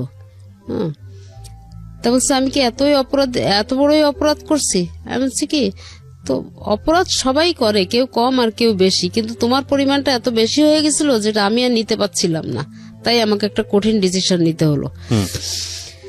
তো যাই হোক এইভাবেই করার পরে ছেলে দেখে যে তবুও মা আমি তো স্ট্রং হয়ে আছি, আমার চোখে কোনো পানি নাই, কোনো ওই নাই, যেটুকু কথা বলার শুধু মুখে বলে যাচ্ছি, কিন্তু আমার যে ভিতরটা কি হয়ে যাচ্ছে এটা তো আমি কাউকে দেখাতে পাচ্ছি না, বলতেও পাচ্ছি না। তারপরে না ও এসে আমাকে জড়ায় ধরছে, জড়ায় ধরে ও কাঁদতেছে।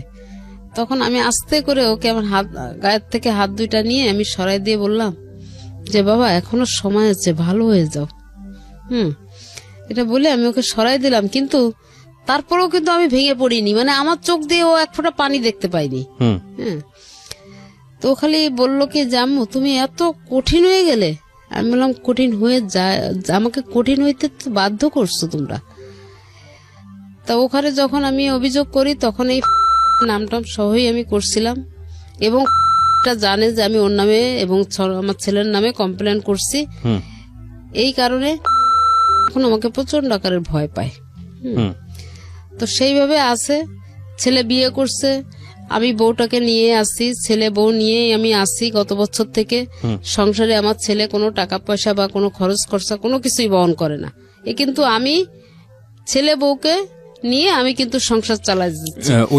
কিন্তু ওই যে ভাগাভাগিটা আমাদের আছে না, ভাগাভাগিটা কিন্তু ঠিকই আছে। ওই ভদ্রমহিলাকে কি বিয়ে করেছেন? মানে হ্যাঁ, সেই মেয়েকে বিয়ে করছে, এবং মেয়ে অনার্স পাশ করার পরে বিয়ে করছে। এই যে এবার মাস্টার্স পরীক্ষা দিছে। ঠিক আছে, আমি এগুলোকে না আসলে ক্লেম হিসেবে দেখতে চাই না, এগুলো আপনার নিজের ঘরের গল্প, আপনি যাকেই বলেন না কেন এখানে আপনার মান সম্মানই যাবে। আমি বরং সিচুয়েশনটাকে দেখতে চাচ্ছি এইভাবে যে কতটা ভয়াবহ তার মধ্য দিয়ে যেতে হয়েছে। আপনার ছেলেকে যদি আজকে আমি এখানে বলার সুযোগ পেত, সে নিশ্চয়ই আপনার বিরুদ্ধে তার 1000টা অভিযোগ থাকতো। আমি এই কথাটা বারবারই বলছি, 1000টা অভিযোগ থাকতো, কিন্তু আমি কোনোভাবেই মানতে পারছি না যে গায়ে হাত তোলার ব্যাপারটা। আমার সে কারণেই আজকে আপনাকে জীবন গল্পে বলার সুযোগ করে দেয়া। যত বড় অপরাধী তার মা করুক না কেন, যাই কিছু করুক না কেন, সন্তান তাকে গায়ে হাত তোলার কোনো এখতিয়ার নেই। এটা ভয়াবহ। আমি যতবার মুখ দিয়ে বলছি আমার কাছে মনে হচ্ছে যে পৃথিবী কম্পন হওয়ার মতো অবস্থা। এটা কি? এটা হতেই পারে না, এটা অসম্ভব। এবং সেই সন্তান তো মানে স্বাভাবিকভাবে স্বাভাবিক সেন্স নিয়ে বেঁচে থাকে কিভাবে? হোক মা পাগল হতে পারে, বদ্ধ উন্মাদ হতে পারে, যাই কিছু করুক না কেন, অসম্ভব, একেবারেই অসম্ভব। এই জায়গাটা থেকেই গল্পটা আসলে, মানে অন্য বিষয়ে হয়তো এই ভদ্রমহিলা দোষী, অন্য বিষয়ে হয়তো এই ভদ্রমহিলা এমন কিছু করেছে যে যাতে করে সন্তান হিসেবে মেনে নেওয়াটা খুব কঠিন। But no way, physically assault করার কোনো অধিকার সন্তানের নাই, এবং এটা করতেই পারে না। আবারও সেই কথা যদি বলি, আপনি যদি রিলিজিয়ান মানেন তাহলে তো আমাদের এখানে এরকম ভাবে স্পষ্ট বলা আছে যে তোমার বাবা মাকে তুমি সেভাবে প্রতিপালন করো যেভাবে তোমাকে ছোটবেলায় তাকে লালন পালন করা হয়েছে, এবং শব্দটা পর্যন্ত উচ্চারণ করো না যদি তাদের প্রতি বিরক্ত হও। সেখানে গায়ে হাত তোলার প্রসঙ্গ চলে আসছে। খুবই দুঃখজনক। আমি গল্পের শেষের দিকে একটু আসতে চাই। তো বছর খানেক আপনি সেটা হলো সাপোর্ট দিচ্ছেন, যেটা বলছিলেন যে ঠিক আছে, ভালো কথা। আপনার ছেলে লেখাপড়া অনার্সের পরে আর করেনি? তো এই সময়টাতে সাপোর্টটা বলতে আসলে কি আপনার সঙ্গে সংসার করা শুরু করলো? যে ভদ্রলোকের কথা বলছিলেন যে আপনাদের বাড়িতে থেকে এক ধরনের সন্ত্রাসী কার্যক্রম পরিচালনা করেছে, উনি কি এখনো আছে না বের করে দিয়েছেন? এই আগামী 1 তারিখে তার নেমে যাওয়ার ডেট। এখনো পর্যন্ত সে এত কিছুর পরেও আছে? আমার এখনো পর্যন্ত আমি এই ছেলেকে দিয়ে আমি চেষ্টা করলে আধা ঘন্টার ভিতরে আমি ওকে নামাবো, কিন্তু এই আমার ছেলের কোথায় যেন একটা দুর্বলতা আছে ওর প্রতি। আমার ছেলে ওকে নামাইতেই দিতে চায় না। কি দুর্বলতা? বিয়ে করেছে কতদিন? বিয়ে করছে 1 বছর। 1 বছর যাবত সংসার ধর্ম করে খাচ্ছে তারা? সংসার ধর্ম আমার সাথেই আর কি, আমি সবকিছু আপনার সঙ্গে আছে। বাড়িটার কি অবস্থা? বাড়িটা নিয়ে হচ্ছে সেই বাড়ি তো ওদেরকে দিবে, এটাই হচ্ছে ওদের সঙ্গে একটা এগ্রিমেন্ট করা আছে। কাদেরকে? মানে ওই সাথে একটা এগ্রিমেন্ট করা আছে, বাড়িটা ওদেরকে দিবে। তো সেটা আর কি, আমি শুধু আমার কথা ছিল এটাই যে আমার জীবনে আমার শরীরে 1 বিন্দু রক্ত থাকতে আমি আমার বাড়িটা আমি দিতে দেব না। আর সে হচ্ছে ছাড়া দিবে না। তা লাস্টে একটা মিউচুয়ালের ভিতর দিয়ে যাই হোক আমি বাড়িটাকে রক্ষা করতে পারছি। আর আমার ছেলের যে বউটা আছে, এই যে 1 বছর বিয়ে করছে না, এই 1 বছরের ভিতরে 2টা ঈদ গেছে, একটা রমজান মাস গেছে। 1 বছরের ভিতরে এই পর্যন্ত আমার ছেলে বা বউ একটা দিনের জন্য, একটা বেলার জন্য আমার সাথে বসে ভাত খাইনি। কিন্তু সংসারে আমি মাসে 20 থেকে 25,000 টাকা সমস্ত খরচ আমি বহন করি, কিন্তু আমার সাথে একটা ঈদের দিনও তারা আমার সঙ্গে 1 মুঠো ভাত খেতে পারেনি। এটা আমার সবচেয়ে বড় কষ্টের জায়গা। এই কষ্টগুলো হয়তোবা কোনোদিনও যাবে না, কারণ আজকে আপনি রেডিওতে যে গল্পটা বলে গেলেন এরপরে কষ্ট হয়তো আরো বাড়বে। কারণ আমরা আসলে না ভালো দিকগুলো নেই না, কারণ মানবিক দিক থেকে যদি বিচার করা যায় তাহলে হয়তো বলবো যে যিনি গল্পটা আজকে এখানে বললেন তার কষ্টের জায়গা থেকে তিনি বলেছেন। আপনার সন্তান যদি এটাকে ইগোর জায়গা থেকে নেয় তাহলে হয়তো আপনার সঙ্গে খারাপ আচরণ আরো বাড়বে। আমি যে প্রশ্নটা করেছিলাম যে বাড়ির অবস্থাটা কি, এই বাড়িটার সমাধান কি হয়েছে শেষ পর্যন্ত? হ্যাঁ, বাড়ির অবস্থাটা এখন আমারই এক রিলেটিভের মাধ্যম দিয়েই আর কি আমার নেওয়া হচ্ছে। মানে আপনি নিয়েছেন বাড়িটা কার কাছ থেকে? মানে ছেলের অংশটা আপনি কিনে নিয়েছেন? হ্যাঁ হ্যাঁ, কত টাকা দিয়ে কিনে নিয়েছেন? তাকে 65 লাখ টাকা দেওয়া হয়েছে। এই 65 লাখ টাকা আপনি কোথায় পেয়েছেন? এই 65 লাখ টাকা আমার হাজবেন্ডের পেনশনের টাকাটা। আমি এতদিন কোনো হাত দেই নাই, আমি উঠাই নাই। কত বছর হলো উনি মারা গেছেন? 2001-এ মারা গেছেন। 4-এ 2004-এ মারা গেছেন। এই টাকাটা আপনি না সরি 7-এ। সাথে এই টাকা